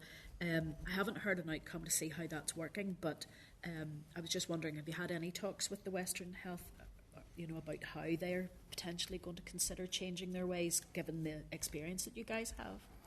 Well, I think there was, from the university, there was a few academics here was involved with some of the consultants on the likes of Alton and Gavin, sort of putting their views forward. And, I don't know how far that's gone. I know there was talks. And anybody we talk to on the ground, I know there's enough pressure there. At the end of the day, I just think that it's something that has to happen for the benefit of not just the person attending A&E, but the people that's there, and for the nursing staff and the doctors that's there also. I can't get it off. I remember doing something, and it was the south of England, and what they had was they had a GP, and the GP was GP-led, got into hospital, somebody who was homeless, complex needs, whatever. They had a support worker, whatever, and that person went through the whole system and out the other side. I don't know how much money it took or if it's even still going, but I remember researching it one time. And there's a doctor actually here now that's in the town working through McGee who actually led it. You know, so I had conversations with her, and she's 100% in regards to we need to do something in regards to that, because if you're even people going over with, say if you're going over with a certain condition, well, you're actually being exposed to other stresses and strains within there which could exert that condition. You know, I mean, it's definitely something we have to look at. And the other thing is too, for our own service, we have a behavioural contract. It's not about accepting people's behaviour either. People's behaviour becomes a stage where it's been violent, whatever, and that can't, there's no dealing with that. It has to be the police, has to be involved, and has to be sorted. It's the same for our own. But we're talking about people who are maybe in opioid withdrawal. That's a serious thing. I know the Western Trust now have an opioid unit there. What they're doing is for the likes of giving substitutes of what they're taking, whatever. That's a new service. But that's probably just access through daily hours. It's not there through the night or whatever. So what you're relying on is you're relying on a psychiatric nurse based in Londonderry, and probably one, you know. My final question, just you mentioned there about behavioural contracts. One of the pressures that I know happens across all of housing is if you had a unit of flats, say for instance, and it was all for single men, nobody wants that because they think it's going to be a terrible place, but you have a unit with 47 in it. How can you do it and everybody else is scared of it? Is there a learning that we should take forward that by providing housing for single men, it actually can work? I'm sure there are interesting times in it, but it seems to work. It does work. And I had people coming from the Trust talking to me about some of their units within the Trust who had tenancies. We have a licence, you know, they have a tenancy, so they have a duty. We have a wee bit of flexibility with a licence. I think it is really at the end of the day. It was actually myself and Liam about 10 years ago brought this behavioural contract on. It's like a hurdle system. But it's also saying to people, right, it's acknowledging at the end your behaviour's changed, whatever. And it's not about the bad old days of putting people in the street with a black bag. You know, there's a whole lot of reasons, but what we do is at the end of the day is we try and give somebody a chance to change their behaviour. They have to acknowledge that, and we go on ahead. But there will become a case, even in some of the cases, that you could have a 28-day behavioural contract, you would have a 28-day notice to quit. Now, when I started in homeless services, there was no 28-day. You would have been handed a bag and you would have been out the door, and that would have been the end of it. But what you're giving people as the end of the unit, putting people on the street, first thing they do is phone the housing officer, say, look, he's got 28-day notice to quit. There's something serious went on here, but we'll keep him the 28 days as long as he doesn't break that, or you get immediate notice to quit. So what you're doing is you're giving choices, but you're also not making somebody homeless who's already homeless, you know what I mean? So I think that works for us. And the other thing is, it's just how staff, we work, we eat together, we just mingle, you know what I mean? It just works for us in that unit, hopefully. No, thank you very much for that. Could I just add that James makes it sound, and when you look at our staff and our team, they make it look easy. It's not easy. They're very invested, and we do work with residents and the wider area as well. So we work closely with stakeholders because it's really important when you have a service like that in a residential area that you're a key part of the community and you have responsibilities to that community. So a huge amount of work goes on that level as well. Yeah, I was just going to say, just thank you very much. My sister-in-law works for a homeless organisation in Belfast, and it sounds very simple, but it's all down to respect and, you know, giving people, you're not having that attitude that homeless people, it's all their own fault and they're all drug addicts and they're all this, that and the other thing. It's actually just about giving somebody help when they need it the most. Thank you very much. Thank you, Kelly. Brian? Okay, and then Morris. Thank you, Chair, and thank you, James and Liam. It was always good for me to get up to Londonderry and to see what's happening here, get outside of Belfast. I want to comment too just on the value of the voluntary sector in delivering services such as this, and also within a faith-based setting, and just it's came across in everything that you're saying, the extra care, that everyone has. I know that will be true for everybody working in this sector, but I do think within the voluntary sector, there's a particular embedding within the community and a dedication and a whole ethos behind it. I want to ask, you mentioned there about the local setting, and the work you're doing is essential, but sadly my experience is that people quite often don't want homeless support services in their locality because you can get a small number of incidents which cause problems if people find syringes, if there's antisocial behaviour, and local communities can be very intolerant of homelessness support, even though any of us could have a family member needing that support. Could you tell us more about how you engage with your local community setting, to ensure there's an understanding and a support and appreciation of the work you're doing? No problem. Well, when I started, it was 5 and 6 Crawford Square, so it was just a house, 2 sides. So the purpose-built project we're on at the moment happened in 2003. It was opened. But there was a lot of controversy at the time of that being built, and that was because people had this fear it was for paedophiles and it was this and that, and everything that you could find that's just wrong was put out there under the community. And it was actually the council themselves that came together and actually, backed it at the end of the day. The housing executives behind it, so at the end of the day, all of those people behind it. It is what you're saying is it's not easy, to be quite honest with you. And the extent of us, it's not about needles or about anything else, thank God, not at the minute anyway, in regards to that. But there'll always be people having that sort of perception, of what we're about. And what we try to do, and what we're trying to do this last few years, is just try and say, look, come visit us, come see the project yourself. They're actually quite surprised at how well equipped we are and how homely and the services we give. But it's constantly all the time. If we get a phone call from a neighbour or a phone call from somebody, we always try to say, look, ring us, let us know what's happening. The other thing that we have in the PSNI come to us all the time, because we have CCTV the whole way around the project and all of the building and whatever. So sometimes it's a matter of, and if you have good community policing too, you know what I mean, who are active within the area, no, they'll not come and give us a name. Somebody say, look, we're stopping somebody and they're gathering somewhere and they're drinking over around. Most of the time it's not anybody, any residents of ours, but there's always that communication and it doesn't get out of hand. I have to be honest, I mean, we have very, very little trouble or issues.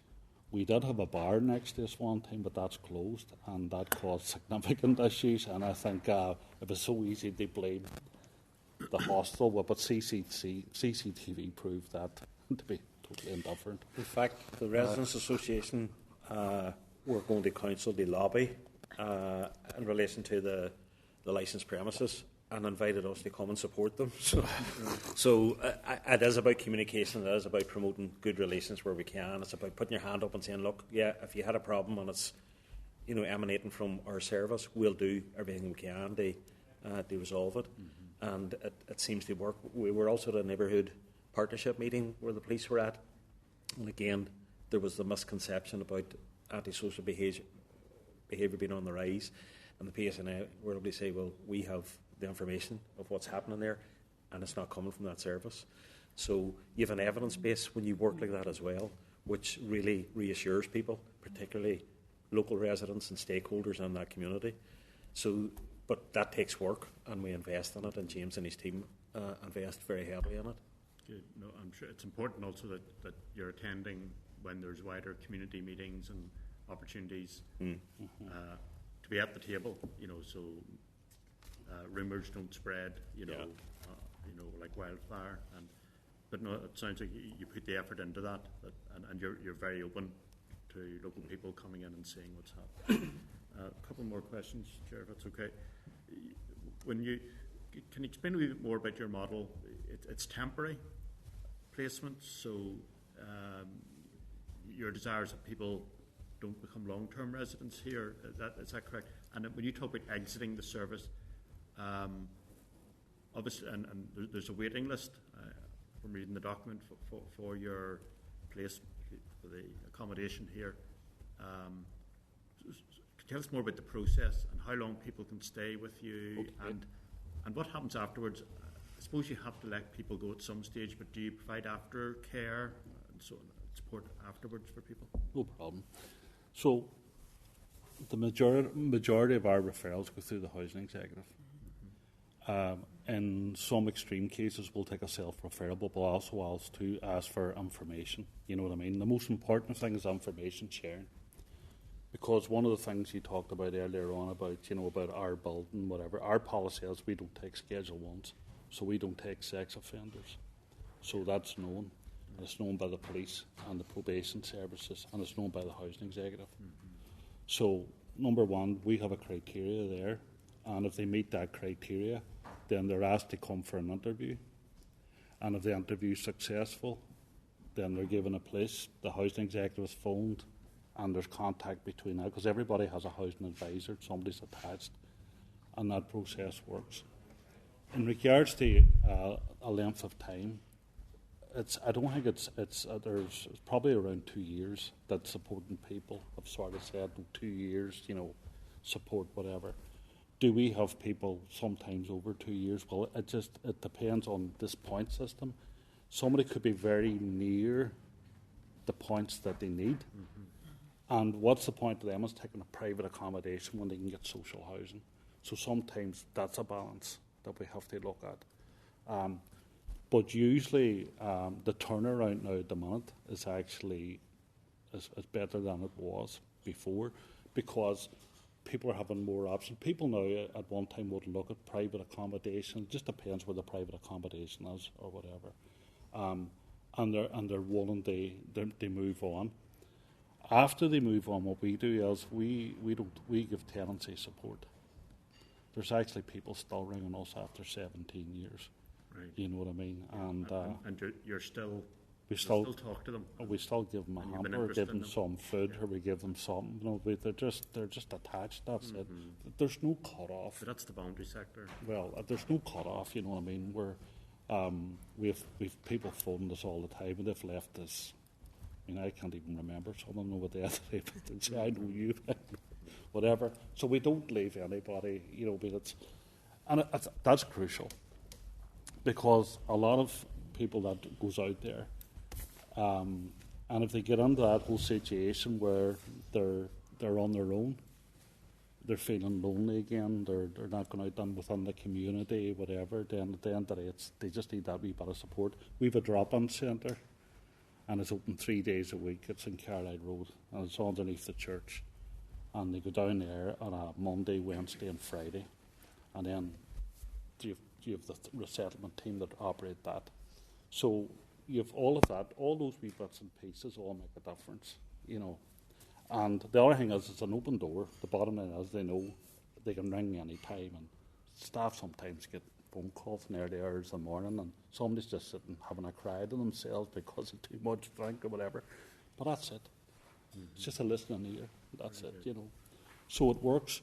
And the tenancy support is really important, to be quite honest with you. I mean, and it's one of those things. It's just, it could be a chat, it could be sitting out having a cup of tea, it could be just bringing around a hamper, whatever. And especially this time of the year, with donations coming in, whatever. If we have enough, what we do is we go out and spread it out to some of the people we know that's out there living on their own.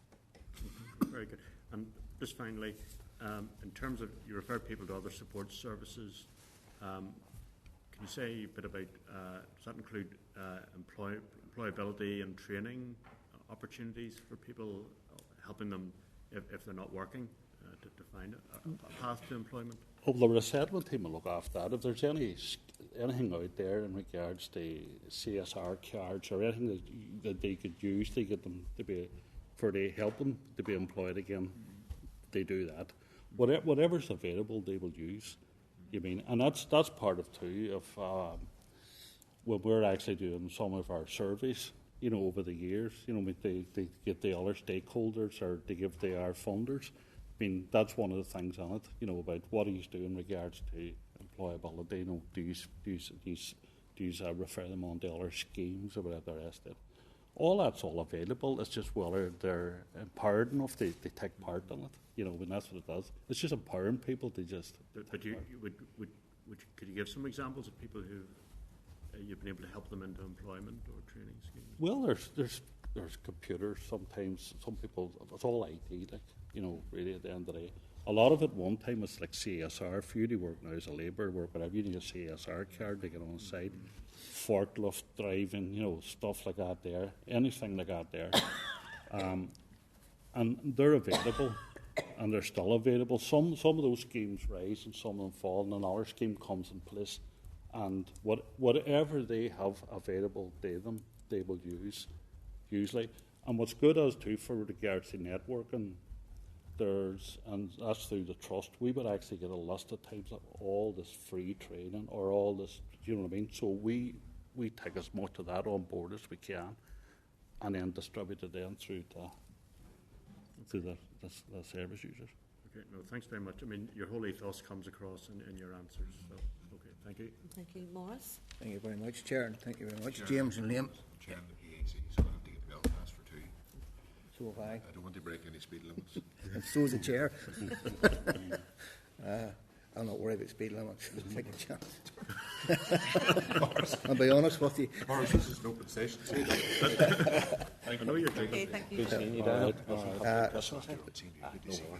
James, thanks All the best. for your presentation, and thank you, Liam, as well. It's been very impressive. I know that when people come into my office, and I'm sure other MLA's office as well, declaring themselves as homeless, the first thing we need to do is maximise their points, etc., etc.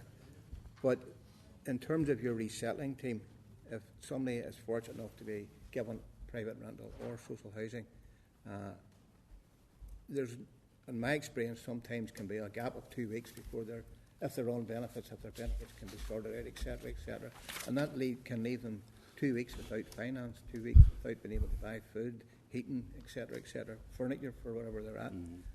And how much of a problem has that presented itself to your resettling team?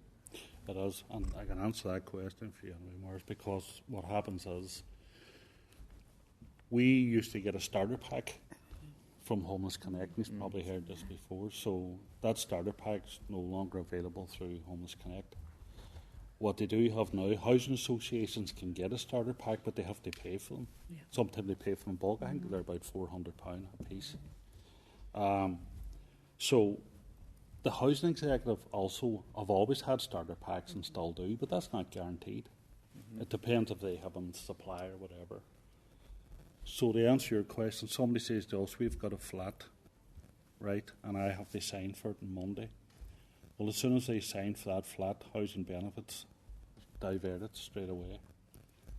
I'm not going to ask them to leave on that day because, number one, they don't have furniture. They don't have a starter pack if they can't access whatever. The Vicar Relief Fund, where there's a £500 grant, takes a wee while to come through. But the other thing is some landlords are reluctant to give their bank details for they actually give that funding over. Some of them also opens up the end if you go through Vicar Relief that this person's homeless, and then all of a sudden then I don't want that person because they're homeless and they're coming from a hostel.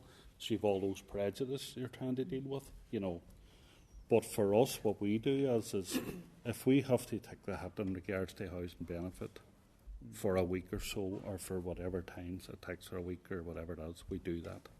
And that's really important. It's okay signing for a property, but signing for a property with no furniture, no bedding, nothing to cook on, whatever, it's not really realistic. Yeah. So what we do is they stay on with us until the Vicar Relief comes through and they have enough stuff then they go and move out there.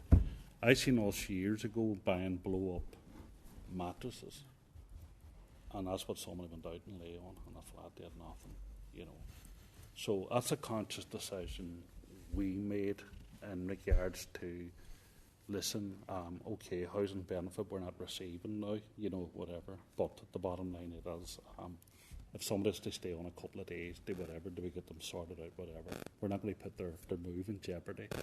The whole thing about move on, it has to go a wee bit smooth. It's a really stressful situation for them. We're not going to make it any stressful for them. Thank you very much. Could I just come in on that? Because I think that's a critical point.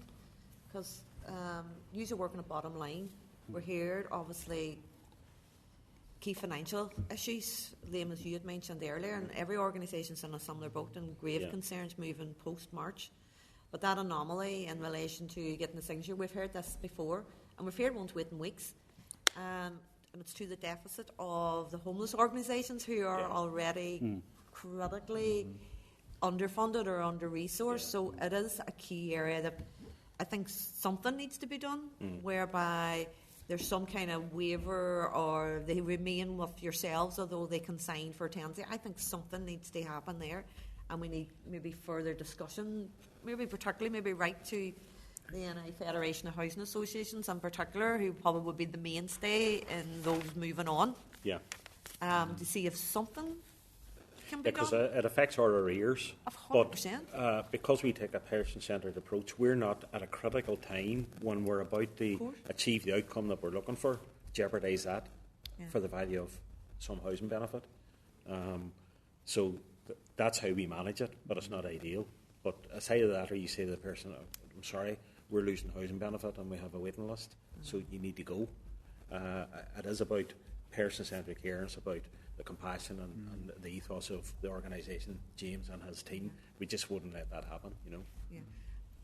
Like I would think, as a committee, maybe writing to particularly start the conversations. I think something needs to happen because it's critically important, a person-centred approach. But there's a financial cost to it, and it's the likes of our homeless charitable organisations that are bearing that cost. And you won't change in the work that you do because that's what's required. They have to do what's right by a person. Oh, that's it. But it's to the detriment from a financial point of view. And if there's something, compromise or some kind of change could happen, to assist yourselves and continue to deliver that. So, Okay. in the first instance, as a committee, to highlight the issue first and foremost, and what are they doing to try and support the likes of all our homeless organisations when they are moving on into housing association property. Can some discussion take place? And if that's okay. Chair, sorry, Morris, just for sorry, can I go ahead? I was just going to say, Chair, just to back up on you, you know that all organisations know how desperate it is when somebody does move in that stress. You imagine sitting in a flat with no bed and nothing to cook. If you have addiction issues, that's when it's going to be the most pressurised. So if we're going to have successful solutions, exactly what you're saying, Chair. Morris, just one further question is about the stigma of homelessness, especially within the private rented sector. Have you any people that you would get, they would take a private rental, but really they need social housing for security and for peace of mind? Do you find that once they go into the private rented sector, it becomes more difficult to get social housing thereafter? I remember a few years ago we had this discussion with the housing executive, and what it was, we had somebody, as I talked earlier, about points. They were so near the grasp of those points, that point system, but they were offered private accommodation. Our argument was, why would they go into private accommodation and lose, the points? But those points were froze. I'm not sure if it's still in place now today, but it was that, say they turn around and say, well, look, if you go on, you'll still have a hold those points, you know what I mean, that you have, you'll not lost them. So, but because the thing was then, nobody's going to move with 180 or 190 points and take private accommodation and lose that, what they had to fight for, probably taking years to do. So we had a guarantee from the housing executive that if they went down to a private rental, say it was whatever else, they would secure those points. That did happen. I can tell you for a fact that it did happen in some cases. But being realistic, I just think too that what we have to do is talk to people too about being realistic about their choices and their areas of choices. They're not all going to get loved beside their mammy. They're not always going to get whatever, you know what I mean? And there's certain areas, you know yourself, of certain points. You know what I mean? You might get somewhere for 140 and somewhere 180 and now over 200. But really, the end of it is about them one's making a choice and turn around and say, well, look, listen, you might have to adapt a wee bit here and look at your points realistically of where you're looking to go, you know. Because somebody could come and say, look, I want to go to Lambavati in a certain area, whatever the rest of it, and I'll stay here until that happens. That might not be the case, you know. I mean, they have to be really realistic in what they're doing.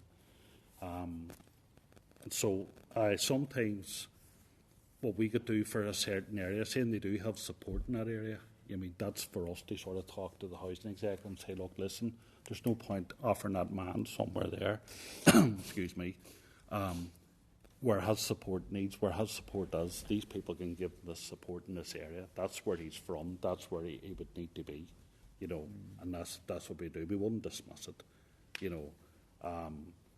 But sometimes too, you have young people who think that they'll just, I want to go there and that's it. You know, you have three choices, but I want to go there and that's my only choice. They just have to be realistic about it, to be honest with you. Yeah. Chair, just one comment, and not really a question. It's in my opinion that the lack of social housing has led to the breakdown of communities where people can't get a house near their parents, especially young people who need that parental support, maybe for babysitting, maybe or be financial tip here and there, you know. And the lack of social housing is actually leading to the breakdown of communities. The other thing, Chair, very brief, and it's not for an answer. I'm very interested in your behavioural contract. Maybe you could send me something or send the committee through something on how that is managed for you. No problem. So, well done. No problem. It's been a very good presentation. Thank you. Thank you, James, and thank you, Liam, for the invaluable work that you do provide, particularly here in the city in the North West. And I'd like to mention Anne Barr as well in the Women's Shelter. Such an amazing lady as well, and providing critical support for women and children here in the city.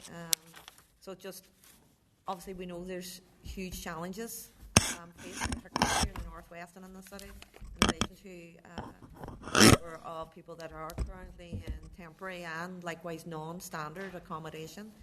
I suppose we do welcome, obviously, we do have the programme for government now, housing as a key priority within the executive. And likewise with regards to the housing supply strategy, and I know the likes of yourselves and other key organisations and homeless support organisations have played a critical role in the development of that strategy. And so we have a lot of work to do, and us as a committee are very much committed to be working with the department officials and yourselves in driving forward and getting clear actions to address the need first and foremost, and ensure we can continue to support the likes of organisations like yourselves who provide that wraparound person-centred support, which is critically important, because as we always say, any one of us could be, you know, a wage packet away of being in that similar circumstance, and we would want to ensure that those that do be faced with challenges in their life, and particularly not having a roof over their head, that the executive is there to support them and support the organisations and the frontline staff that are providing that service. So I want to thank you and commend the work that you're doing, and us as a committee, I can say on behalf of all of us, are very much committed and moving forward and working with you to ensure that we can, I suppose, ultimately ensure a cross-departmental approach now finally to bringing forward and meeting the needs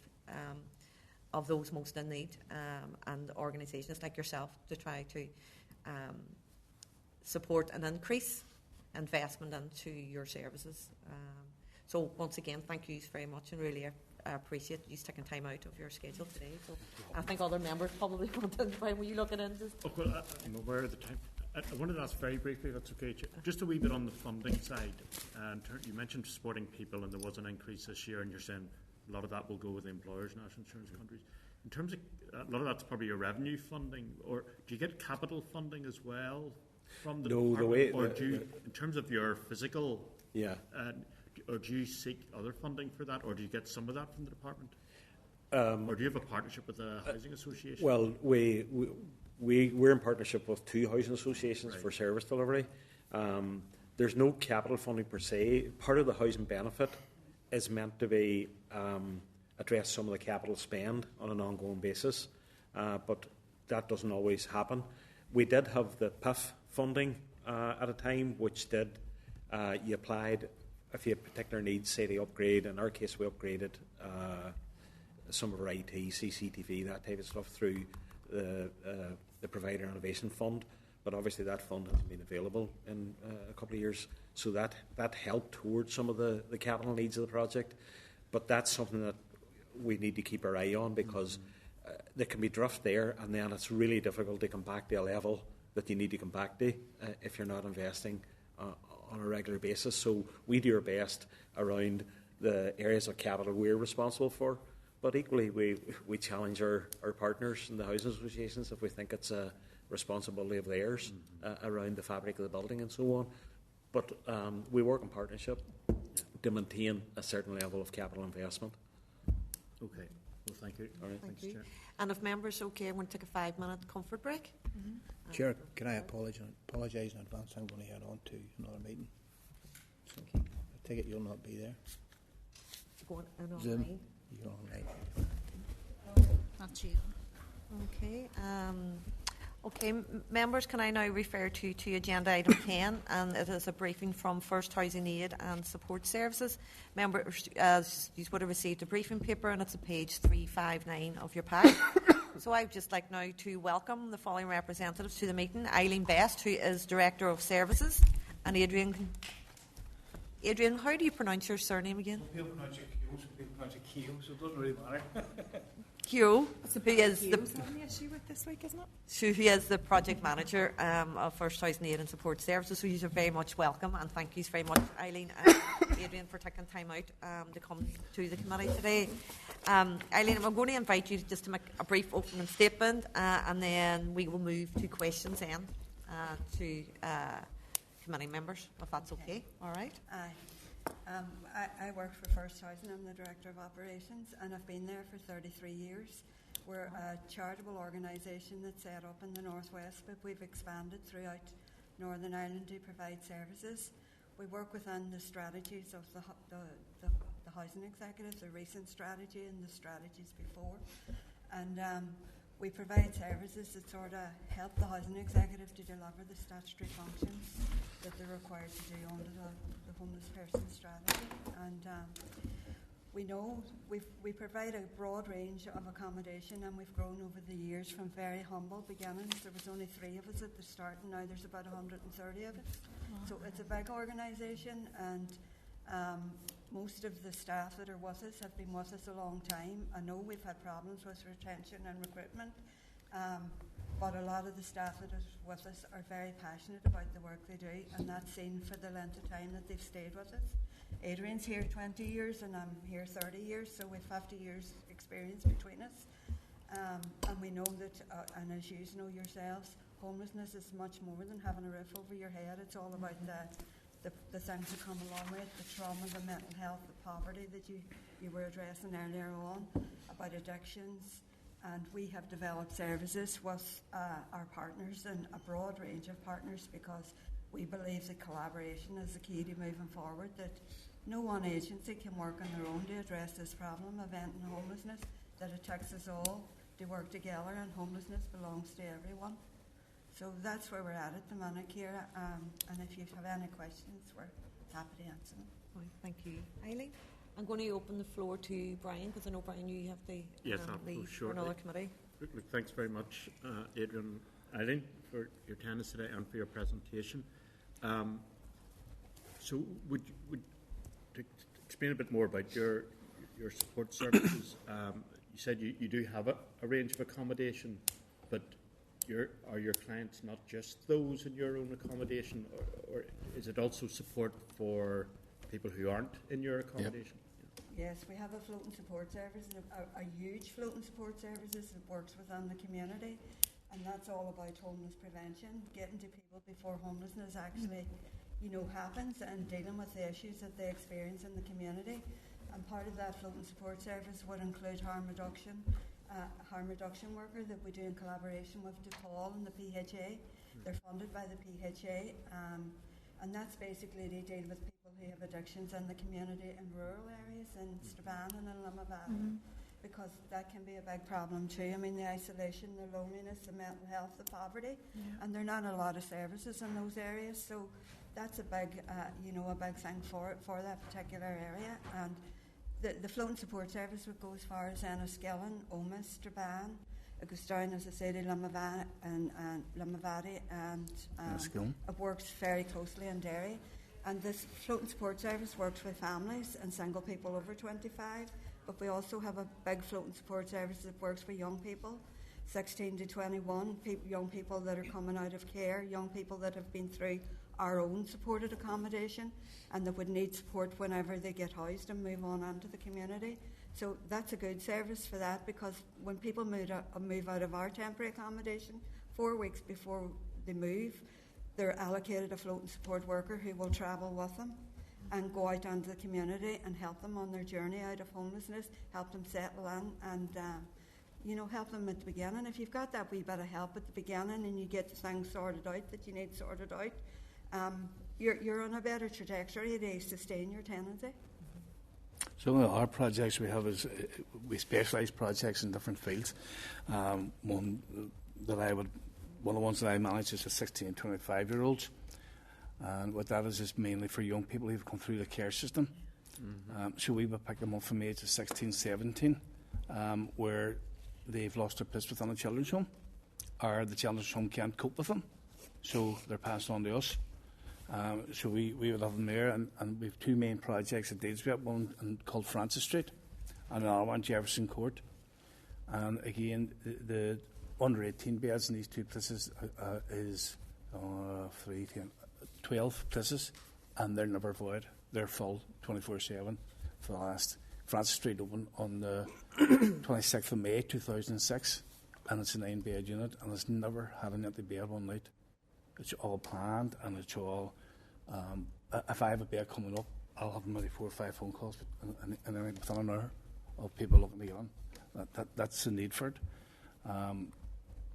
We also have ones there for over 18, and it's all we start with the basic stuff of teaching them how the basics is. They look after themselves, they wash themselves, they look after their flat, to keep their flat clean, things like that, and helping them with their budgeting, helping them to find a dentist, to find a doctor. And at the present moment in time, that's two of the most difficult things to try and do. And helping them to signpost to the proper outside agencies, such as ARC, such as HURT, 360, DAISY, different projects like that there. Most of our young people coming through the care system are carrying a lot of baggage with them from the trauma they would experience when they were younger and through addictions. So if we can get them on there, we can work them straight away, and we're not experts in everything. Our part is housing, but it's not just housing design and safe, it's everything that comes with it. So we would try and work with different organisations. They build up on them. We try and work around with their employment and encourage them through education and different things like that there. We were able to source funding a couple of years back there for £2.5 million from a big lottery, and what it was, we were working with business in the community. So a lot of our young people, when they come to the age, they haven't gone through education, or full education. So it was a way of trying to get them in the back door and they work. So they'll work with business in the community. They might have got a day on, might have got 2 days, and they kept trying to increase on it until they were given a chance to get full-time employment. It worked so much, but it wasn't. I think what we're sustainable because it's lottery funding and it runs out. But it was not a way we were trying to think of this. What we need for these young people is to build out a home, get them help with their mental health, get them help with their addictions, whatever else it was, and they help the face with the trauma they've had, okay, and then let's get them educated and on the employment. At the present moment in time, we've actually got 3 young people there, 2 doing A-levels, and 1 and the tech doing all our stuff as well. So it's with a good, it's working. I would say between Jefferson, young people in Jefferson, young people in France Street, the project is definitely working. Badly underfunded, yes, but working. Well, that's one more question, Chair. You have a useful section on challenges for the sector. Yep. Some of those are, as Clooney Hall did, you mentioned about the increased employers' national insurance. But I mean, you clearly, as your group has grown over the years, you're a trusted partner for the statutory services for the housing sector and supporting people, but also the Department for Health. I noticed you get funding. So, could you say a wee bit about those? What you see as the main challenges? Well, one of the challenges we're facing over the last couple of years, right, and especially, and I manage 2 projects in Strabane as well, one called Dillon Court and one called SAF. Right, Dillon Court's a 38 unit, right, and it takes on people with mental health.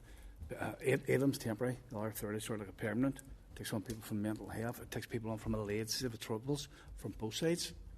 And it takes people with learning disability, but mostly mental health now. Right.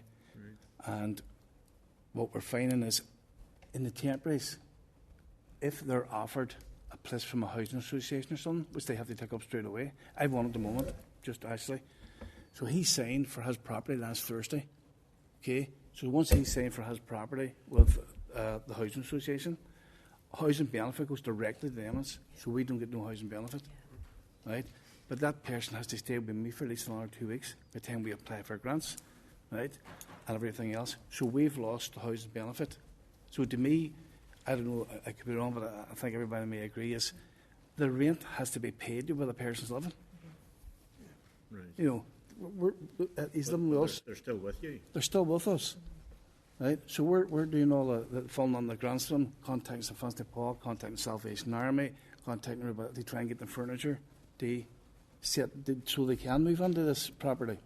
Now, if that person was in a permanent house and moving on, the housing sector will pay a 4-week overlap, right? Yeah. But because they're in temporary accommodation, who don't have anything, we don't get it paid. We go to the loss of it.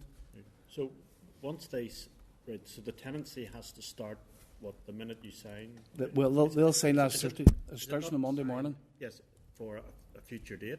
No, they don't sign it for a future date. Basically, what happens? The housing association wants the profits, and that's it. So it's a foundry sector. I'd say over the summer, because of all the building and Strabane, I have lost maybe £5,000 in revenue out of the charity's budget, which is extremely a lot of money. You're struggling to make ends meet. Yeah. You know, whereas if they had been permanent going on it, we would have got the housing benefit for 4 weeks late. But because it's temporary, it doesn't make sense. Like. Okay. No, we've take that up. Yeah, we have lost that money, and I'm sure it's the same with all the other organisations as well. And it's a sore hit on us. Working with the trust and people like that, there we will get for our joint commission projects, which would be Francis Street and Jefferson Court. We would get so much from the trust. But again, the question I would like to ask, I can't ask, but maybe some of you could ask, and freedom of speech is, how much does it cost to take a 16, 17-year-old at a children's home compared to what the trust is paying for us to look after a 16, 17-year-old? And I say it would be a significant difference, you know. So they can't keep a 16, 17-year-old in a children's home. It's causing hassle. They move out to us. So it's therefore saying. But it's significantly less than what it would cost them if they kept them in children. So all we're looking for is equality. You know, pay us what to keep us living. And in terms of the duration of your funding, so it's just year to year then? Year to year. Right. So even with the increase, again, it's only 1 year. The 6.4% increase that we got, that was passed on to staff because for years they weren't getting, a cost of living rise, and that's one of the challenges. And also, we appreciate that the trust too. I mean, there's cuts in the trust, and they've had to make efficiency savings, and supporting people haven't been funded year on year. It's been flatlined, and that has made a big difference to us because we are still trying to deliver the same service, and costs have all gone up. And something has to suffer at the end of it. I mean, at some stage you're going to ask, can we really do this? Can we provide the quality? Can we deal with the risks that we're dealing with the budget that we have available? And it is difficult. I mean, we're running to catch up with ourselves at the minute. And this cost, the rise in the national insurance and the living wage and all that, I mean, that's going to be, that's the worst blow we've ever had because, as I say, the voluntary sector is innovative, they're flexible, they've done amazing things with the money that they've got, even though it's been able to, that it's been cut, but they've done it in collaboration with these agencies, all working together. I mean, we alone don't do that. We've got all our agencies. I mean, the staff are great, and they're passionate. I've said that at the beginning of my presentation. But at the end of the day, we have to rely on the other services. We provide the housing-related support. The other services like addictions, mental health, all the specialisms have to come on behind us. The PHA, everybody that works with a young person. We do a risk assessment of needs. We look at their homelessness, why they became homeless, what the needs actually are, how can we fix that, who can we link in from the different services, and collaboration is the name of the game, because we can't do that alone. How many clients do you have, do you know? At the minute, and probably in our accommodation, supported accommodation, we've got about 150. In our Smart Move accommodation, the private rented sector, which is funded by the Oak Foundation, I think we've got 300 private tenancies at the minute, which is a big chunk of accommodation, you know, from a voluntary sector, because traditionally we haven't had private landlords that were prepared to work with homeless people, and because we've been funded by the Oak Foundation, we've been able to build up that service, get landlords on board, work with homeless people. Not everybody on that service is homeless, but they're taking on board homeless people now, people that are homeless, just because we provide the management service, and it's at a less letting fee than the estate agents would charge. Right, so you become like the estate agent for those private tenancies? Well, we manage the services, yes, right. And we provide the management for it. Okay. I mean, that's everything from the rights and responsibilities, the housing advice, educating the landlords, doing the repairs, doing everything that needs to be done, and making sure that the health and safety is all in place, and actually dealing with the mediation when things go wrong. And you would have certain standards that the landlords then have to Of course, yeah. And the tenants. And sorry, last question. In terms of your floating support for people who you're not managing their tenancy, am I right in thinking that there's others that you're also supporting?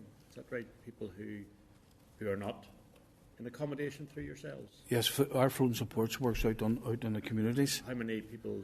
Would you have an idea how many people you're? About 300. They deal with the young person service deals with 99 people at a time, and the family service deals with 200. You're right, it's 300 at a time. I mean, the good thing about floating support is sometimes you think it's just one issue that they're dealing with, but they can move on to other people. So they're able to deal with a bigger capacity and help people, you know, on an ongoing basis, whereas in accommodation they can come to you, they could stay from anything from 8 months, as Liam and James was saying, up to 2 years. Mm-hmm. It just depends where the person's at when they first come in. We begin the support on the first day they come in, and we hope that they're eventually going to move on into settled accommodation in the community. That's our hope and aspiration for them. Yeah. Okay. And that runs from Limavady to Enniskillen. Mm-hmm. Mm. That floating support, the whole Western Province, yeah. Very good. Okay. We also have a project in Belfast as well, you know. Okay. A family project, 1, 2 and 3 bed apartments, that's on behind of us. Right. And that apartments at the minute, we're finding we're getting an awful lot of immigrant families, and these bring their own challenges as well, in terms of, you know, their culture and their educational needs and the language barriers. But we're working very successfully with them, and they've all settled very well. Very good. Okay, brilliant, thank you. I'm going to move to Kelly, and then Lisa, and then Shan. All right. Thank you very much for your presentation today. We have been working as a committee on Private Tenancies Act for the last mandate, and we're going to be looking at it again later. And I'm very interested, especially the work you have with care leavers, and you talked about those that enter private rental sector. How difficult is it for these young people when there's no deposits available for them, and how does that work out? Well, one thing what happens with the care leavers, they're the sort of lucky ones, okay, right? And it tends up because they've come through care, the trust will pay a double deposit on their behalf, so as they don't have to have guarantors. Okay. But the only thing is, at times, what happens then is setting them up to fail. Yeah. Because they can't afford the housing benefit will cover the full cost of private rented. So there's a shortfall, and it catches up on them. Yeah. And it was very interesting to hear Daniel, before he left, saying about the cost of housing associations' rents compared to the housing sector rents. And one of the costs that he mentioned is actually more than what our rent is for support accommodations to band. I'm just at that double deposit. The legislation actually states that a landlord can only charge a month's deposit. I think it's because they can't get a guarantor. It's the guarantor thing. I know that I met with landlords and they would quite happily take the payment for rent for a year. If somebody doesn't have a guarantor, it's a bit difficult. But it's interesting that the trust will pay that double deposit, and landlords are going outside of the legislation on that then. We'll need to look at that. And again, 16 and 17-year-olds, as far as I'm aware, they're legally unable to sign contracts for a house. So is that what you're talking about? 16, 17-year-olds must stay within regulated placements, even though we're classified as non-regulated placement, but we're regulated by RQA, we're regulated by trust. RQA weekly, yearly, walk off the street, the trust quarterly, and supporting people usually every 2 years, so we're regulated. So we're well over, and every one would have more than great comments to mention about our two projects like that. I lost my trail of thought. What have you asked me again? Sorry. Oh no, it was just that was about the 16 and 17. So 16, 17-year-olds can't move into their own place. They stay within either France Street or Jefferson Court or Praxis. They have a young person's project in the city as well. Or else they would put them in a bespoke house with staffing. Okay. Yeah. Just on that 16, 17-year-old at the all-party group on youth homelessness, was it last week?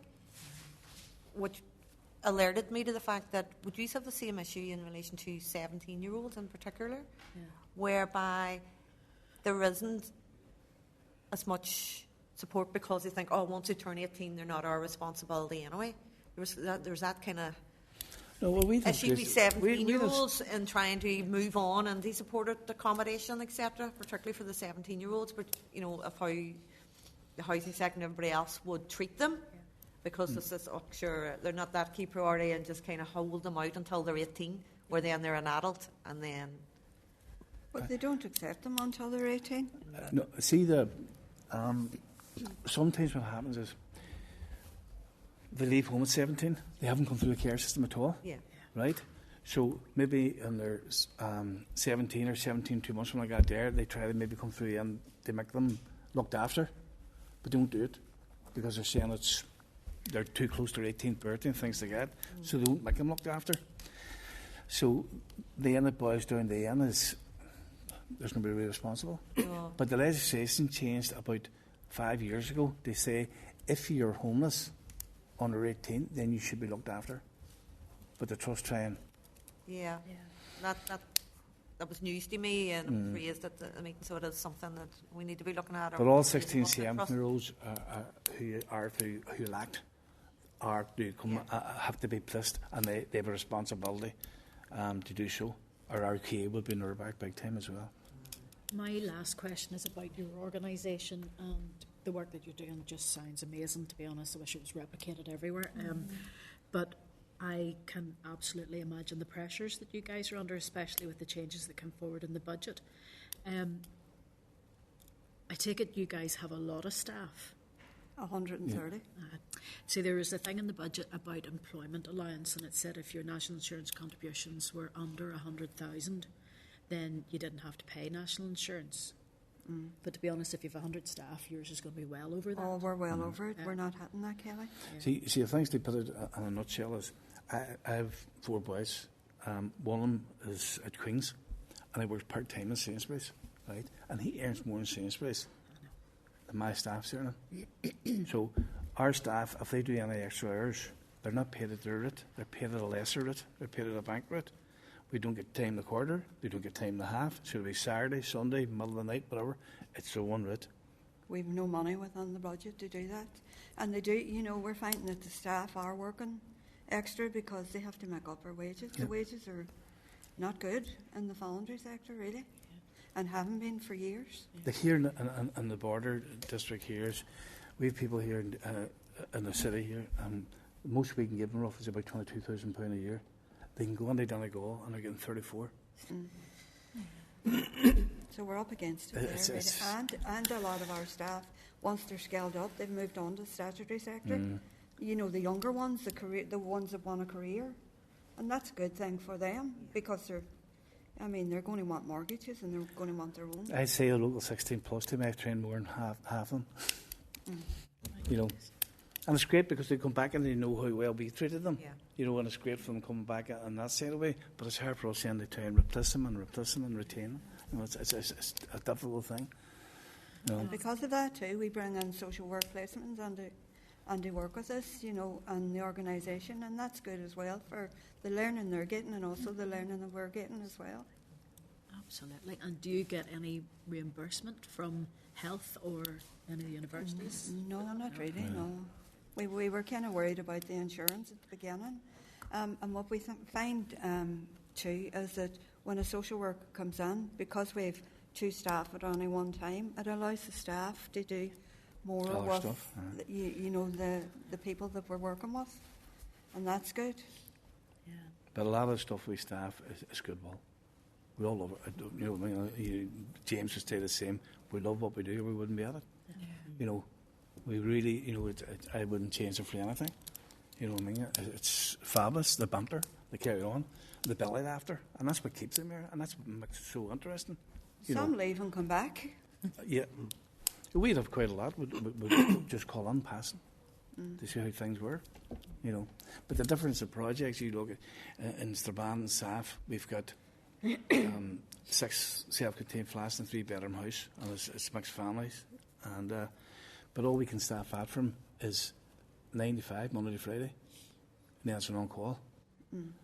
And Dillon Court is 38 units, right? Lovely building set up, but we've only double cover 30% of the time. So 70% of the time, we're one member of staff looking after 30 self-contained flats, and 8 of them are temporary accommodation. Front Street, because we're joint commissioned, we have 2 members of staff 24/7, which we have to help, you know, the young people, you know, not because they're bad and I got there, but a lot of their trauma they're bringing with them, there'd be quite a bit of self-harm and different things they got there. So it's different projects. But we've inherited those buildings. The bulk of our accommodations are double-staffed all the time with an on-call facility. You know, we've inherited them over the years from Strabane Association for the Temporary Homeless. And because there's a need out in the rural communities, we've looked at that and we've devolved some of the money for that building and the floating support services, which can make the biggest impact in the rural locations when there's, you know, not many services. Just on that, you've said that you're delivering the homeless strategy for the housing executive in the area. Well, we're helping. Yeah. On that basis, then, I'm just thinking about moving forward. So we know homelessness is a terrible pressure in Northern Ireland. The situation with housing crisis is appalling, and we would love that there was enough homes for everyone. But I'm just thinking, have you done as a business, as an organisation, a social return investment that confirms how much the housing executive would have to pay if your services weren't there? We haven't done it. No, we haven't done it. That's something we would really need to be looking at, because I know the same thing was done with supporting people and the payback that, you know, the value for money you can get in that, and for every pound spent you can get so much back, and it's saving an awful lot of money, especially the other services like justice, education and all those, the health service in particular, and social care. And what it's saving there would be colossal. And what I would say is, if we weren't there, I don't know what the bill would be, because it would be just colossal too. I think a loss of life never been the bill. It's interesting when you said about the cost of keeping children in care instead of moving them. Years ago I worked with an organisation, and I have to say it felt like there was an industry, because the thousands that it was costing to keep children in care, as opposed to what was being spent on prevention or supporting the young people, was night and day. And it felt like it was worth other people's while to have people in care. It was a very difficult thing for me to live with, you know, as there was thousands being spent to support a young person in care, but it wasn't equalled if it was community and voluntary sector or the young person at 16 left. That's the same. We're picking it. Whenever they have any trouble within the children's home with any young person, you know, one was about 4 or 5 months ago, I was asked to take one person in, and the reason I was to take them in because 2 of them were run together in the children's home, and they thought if they get them split up, they would solve their problems. So we'd done our full risk assessments and everything else. So we took the young boy in anyway. It was grand, worked out well. 2 months later, what they do? Refer the other person in. You have a laugh. You know, it's times the trust can be very funny, I have to say, but that's what it is. We get on with it, and we have a good working relationship with them. I mean, we they've do. helped us We to do. develop many services over the years, both them and supporting people. And I mean, it's a strong partnership. And at the minute, we're looking at doing shared tenancies for young single people because we believe that it's unaffordable at the minute. The private rented sector, they're never going to get nowhere in social housing, and they're never going to have a place of their own. And probably this is the way forward. And we've been talking to Max and looking at their model in Belfast and seeing how they're progressing with that.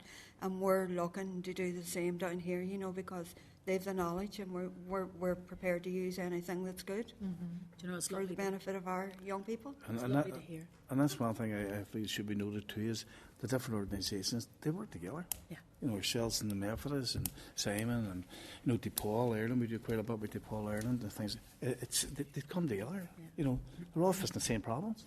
And they're all just trying to help everybody out. Just to say, Chair, it's lovely to hear, because I've worked with some people in care, and there's a young man who broke my heart, to be quite honest. He'd had 36 social workers and he was 16, and he didn't trust an adult because they were in and out of his life so much. But it sounds like the services that you're providing cares, you know, and gives a hoot about those young people. So But they have to want to be there. And I usually, whenever we get them, I go, any are more welcome to come see on our premises at all, but they're really done with a really high standard.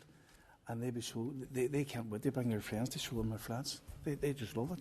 You know, and I don't have any signage outside, so you probably drove past 100 times, and you won't know what's on there. You know, and that's just the way I keep it. Thank you. Well, we keep it as an organisation. Okay, thank you. Melissa? Well, Father O'Flag is very welcome.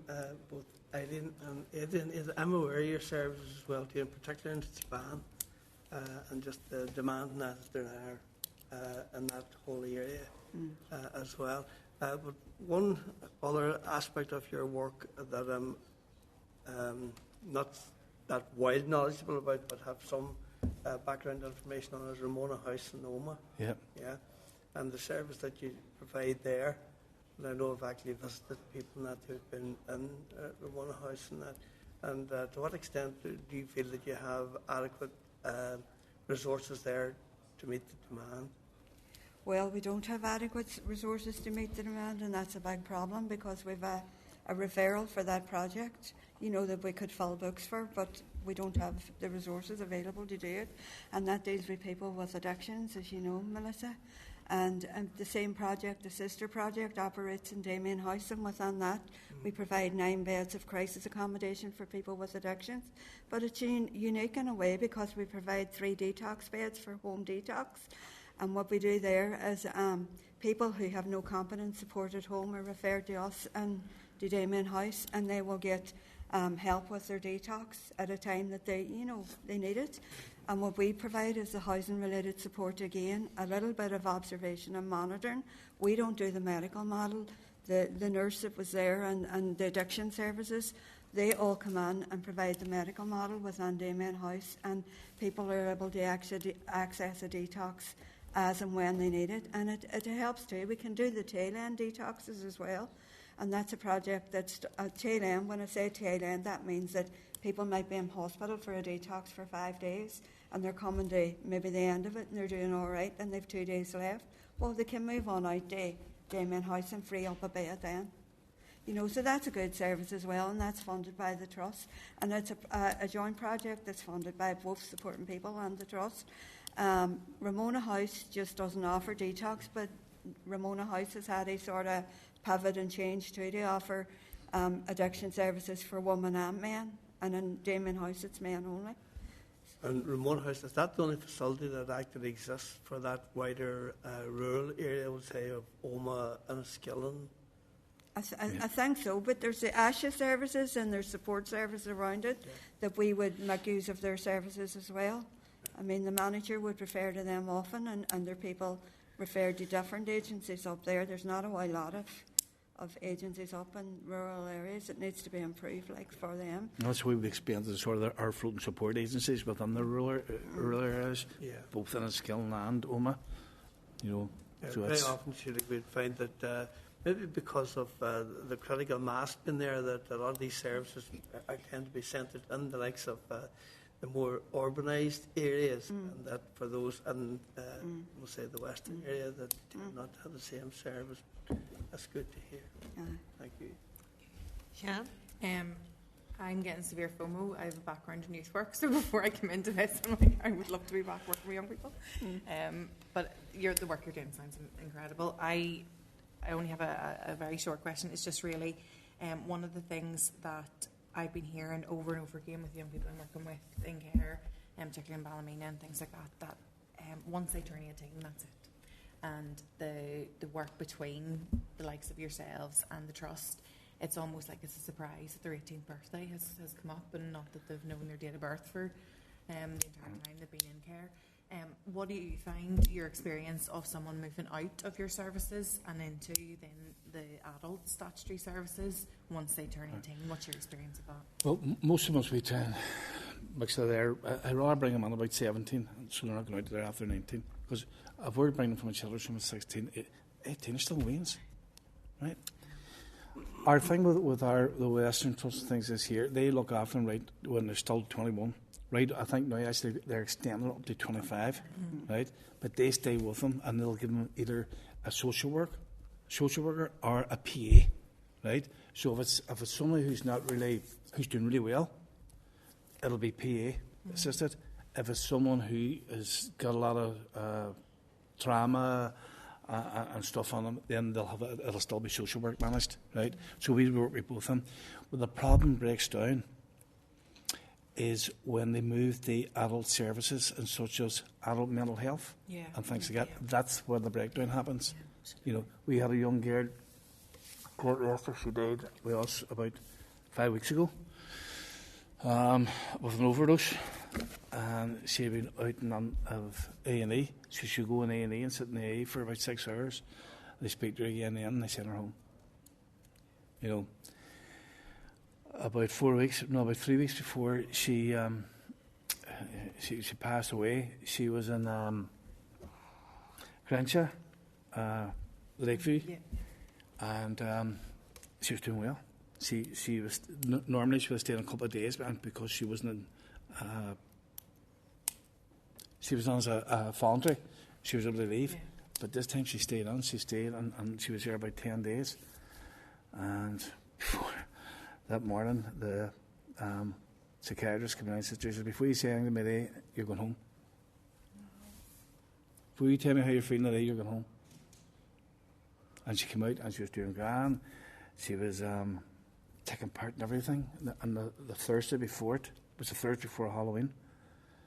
We had a residents meeting with the residents in France Street, and she says to me, she says, why is the 16 plus team not letting us go to the Fright Night? And I says, I knew nothing about it. And I said, I'll find out. And Friday, I must have totally left my mind. Totally left my mind. Monday morning, stuck in my head, phoned up 16 plus team, spoke to Eileen. Eileen says, no, they're all invited. You know, so I phoned down. I was in Strabane working that day. I phoned down and said, Steve Anson, I said, tell so there's a place in the Fright Night for. So they went up to the Awakener, she's lying dead.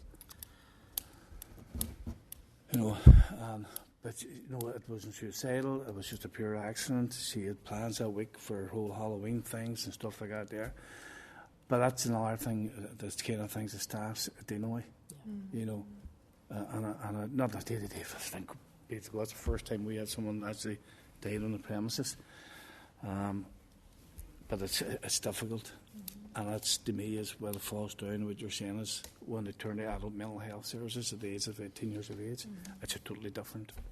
Whereas when they're under 18, they're linked up with the likes of cans and stuff like that, and they will go out of their way to try and do that extra bit with them and all. And then just... The linking up, isn't it? Yep. And it's about the staff well-being after something like that happens, you Yeah. know. Very traumatic. They've known that girl for a year, and they need a bit of supporting about it, you know. So we would, the same as Liam, we would have counselling services, and making sure, you know, that there's regular supervision and regular time for them to, you know, discuss the situation and reflect back and all that there, so that we can work with them moving forward, or they can work with them and kind of come to terms that death is sad as it was, it's an inevitable part of life, and especially with so many young people these days and the drugs and the drug culture that they're getting into. I mean, it's just horrendous. Risk-taking behaviour. Self-harming is, you know, I sat one day with a wee cutie and she was self-harming, and you just have to sit beside them until they finish, and then patch them up, and that's you know, people think it just grows in you. Thank you know you what I mean? You're welcome. And thank you as well for sharing that story. I think it just really hits home how critically important it is to have and strengthen the services that you provide, and providing that wraparound person-centred approach, and where you do need the interagency support and the collaboration that you're doing for it to be successful. One of the areas I just wanted to ask, because it has been raised, I would sit on justice as well, and it's always a key area raised. And I've been out with other homeless organisations and some with regards to mental health practitioners within their services, and particularly that transition and the adult services. And you did mention, obviously, whilst it's easier access, whilst once you turn into an adult, that wraparound. So as an organisation, what in-house support do you get provided through the trust? I'm assuming you do, but maybe you don't, regarding having mental health practitioners through the trust to support you as staff and as an organisation?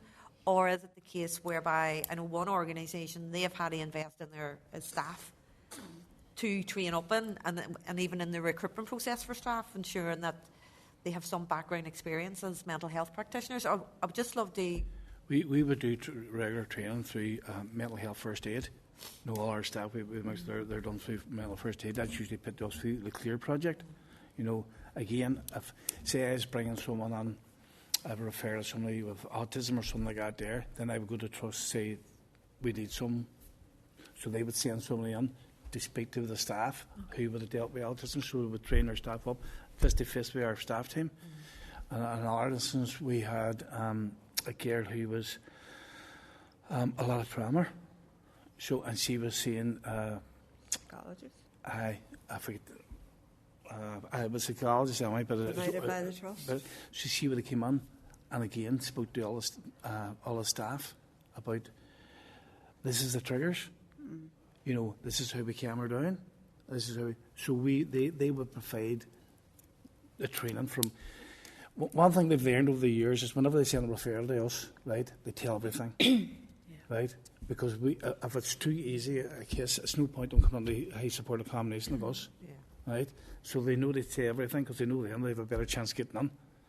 So on the back of all that there, through our risk and needs and their risk and needs, they would say, right, we need to bring in so-and-so, and this is what we need to train you up on. So yes, a trust would give us the training of it.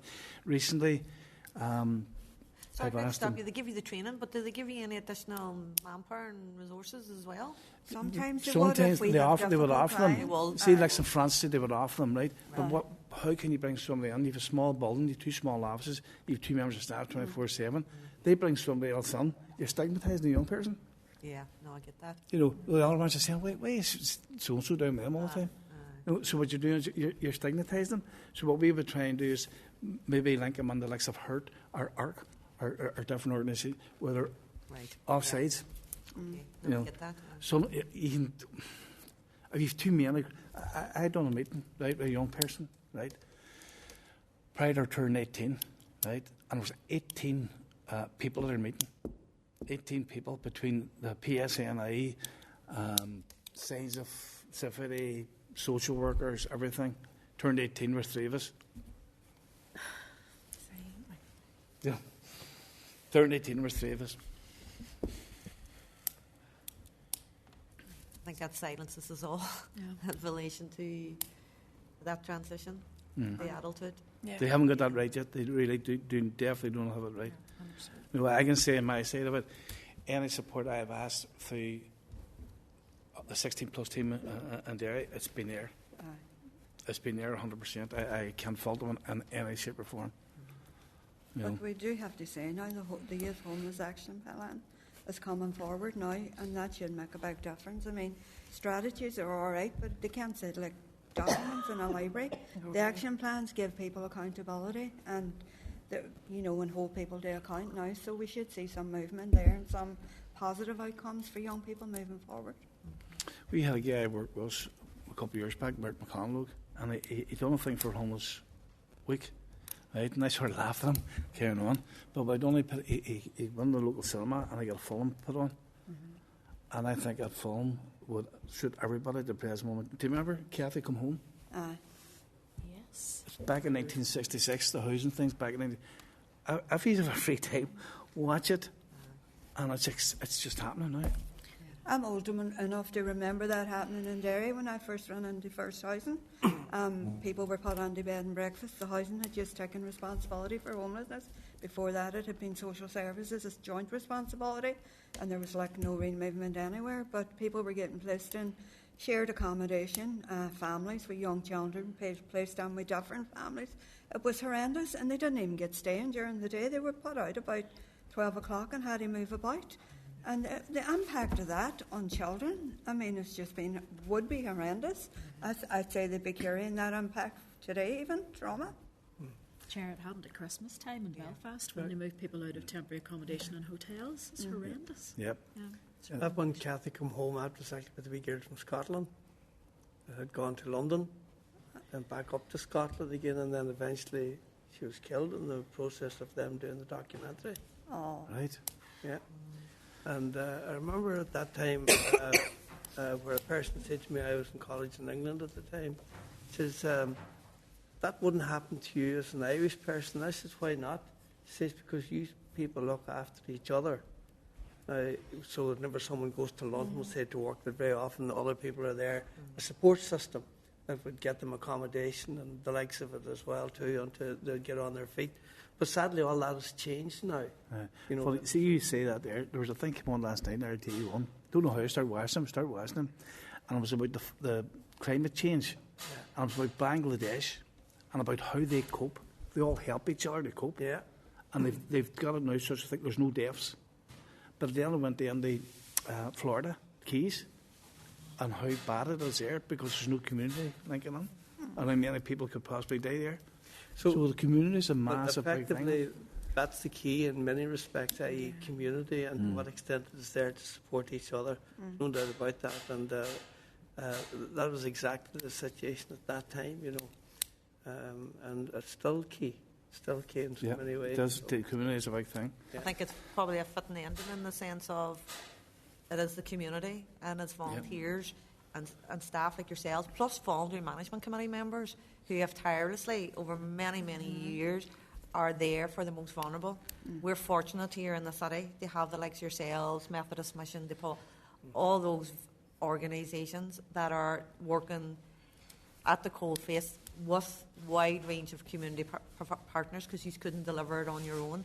And it's up to us within government, but also the executive, to actually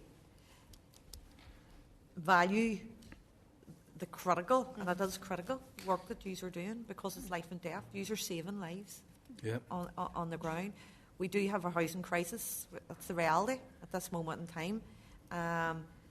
We have finally it prioritised within the executive, which is good. We have a strategy, which is good. But as you had mentioned, Eileen, it's critically important now. It's the key actions, that granular detail of what's the actions between the short, medium and long term that we particularly will be looking quite closely at as a committee to ensure that departments, and it is a cross-departmental approach, are held to account to be able to deliver, to try and ensure that we do end homelessness once and for all. and that's the vision where we need to be. And that's going to need investment and resources. So we're very committed as a communities committee, obviously, to drive that forward with yourselves. We really, really appreciate the amazing work that you're doing, and please relay that back to your management committees and your staff, that you are providing such a vital support for our most vulnerable, and we're very keen to be working closely with yourselves in the time ahead. And please contact any of us at any time and highlight any issues that need to be addressed. Just for yourselves, any final words? Is there any final words that kind of top, and I don't want to put these on the spot, but 1, 2 or 3 kind of key challenges as a homeless organisation, and for homeless organisations. I know Homeless Connected, Mark, very much does a fantastic job up in the Assembly on the all-party group and raising it, but what's the immediate couple of things that you think could make a huge, huge difference? Resources, proper funding, put on a stable funding, and sustainability. Not 1-year budgets, but 3-year budgets, because you can't plan, you can't do anything realistically in a year. It would be better if they could do that. And what do you think, Adie? Just see that wraparound service for adults that you mentioned. Is there anything you think could really, really assist in that? Because it seems to be a lot put back on the staff on the front line to be training up, given that we've heard how complex cases have become. And that's great that the staff are getting skilled up and trained in it. But is there anything else there? I think adult services need to sit down and come together, and learn, provide the same kind of service that they're provided when they're under 18. When they're 18, because you said you just don't turn 18 overnight. You don't become an adult overnight. They're all different. Can I ask, Chair, is there a possibility for the committee to just around that housing benefit? And it being a temporary accommodation, and that 4-week overlap that you get if it's a permanent accommodation, is there anything that we can be asking the department, or is that DWP policy-wise? So if you're moving somebody from temporary accommodation into a placement, you don't get the 4-week overlap. We don't get no money. But if it's permanent, so is there maybe something we can check if it's DWP or if it's Whoever thought that up there was. I'm just thinking, because that could at least alleviate some of that. Special circumstances taken for supported accommodation, because it does have such a big impact on our budgets. We've had written to cover staff costs and the cost of running the service. That losing £5,000. That £5,000 down is only the beginning of it. As other people move out, the same thing's going to happen, and that's a deficit in our budget as well. At least that's something tangible that we could maybe try and. That would be good. It says, actually, I just did a quick Google while you were talking about it. It says if you're responsible for paying rent on 2 properties at once and couldn't avoid it, the overlap is supposed to be there. Waterloo Plus is no to us. But they say no, so we would need to check, because it could well be a local arrangement. I just Googled it, to be honest. We'll check it. Yeah. I've actually heard the same complaint coming from private landlords as well too. That when someone has been with them and them moving on, then they find themselves caught, just in a sense. So I know exactly what you're saying there, in that respect. Okay, so thank you very much. Thank you so much. Thank you all so much. Really appreciate it. Taking the time. Send our best wishes to your team and your staff, and likewise those that are living within your accommodation. We wish them the very best for Christmas. And you sharing our wishes to whoever's holding the purse strings, open them up a wee bit. They keep telling us value for money. Now we're giving the value, so tell them they also money now. Very good. So thank you very much. Thanks a million. Happy Christmas to you all too. Thank you. So members, I'm just going to move on now to just the agenda item number 11, our forward work programme, and a copy of that is on page 383 of your pack. Do members have any comments, or are they content to note the forward work programme? Contented. So just agenda item number 12, any other business? Do members have any other business? I just have one, Chair.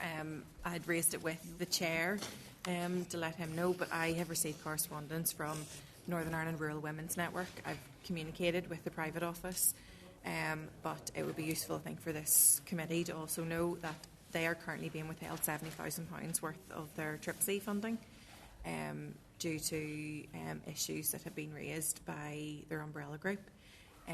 They are now in a really, really serious, precarious position in terms of potential closure. and they are engaging with the department. They haven't had much clarity back in terms of what issues they actually that are still outstanding that haven't been resolved.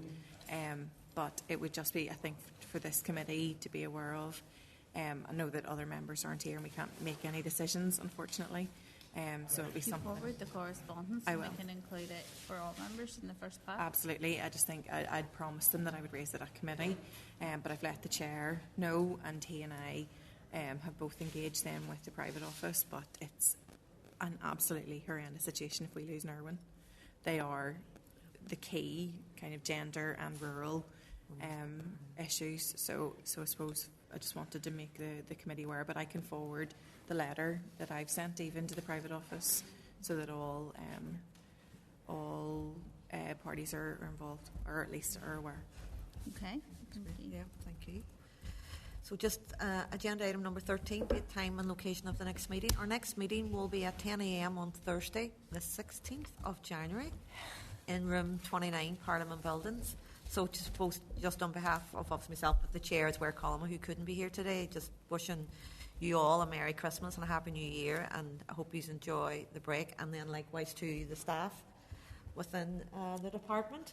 We want to just... Well, not the department, the assembly. Really, really appreciate all members. Really, really appreciate your work throughout the year. You have been fantastic, and you have kept us as members of the committee right on many occasions, and we have kept you very, very busy. So you fully deserve a fantastic Christmas break. So thank you very much. Hear, hear. And the meeting is now adjourned.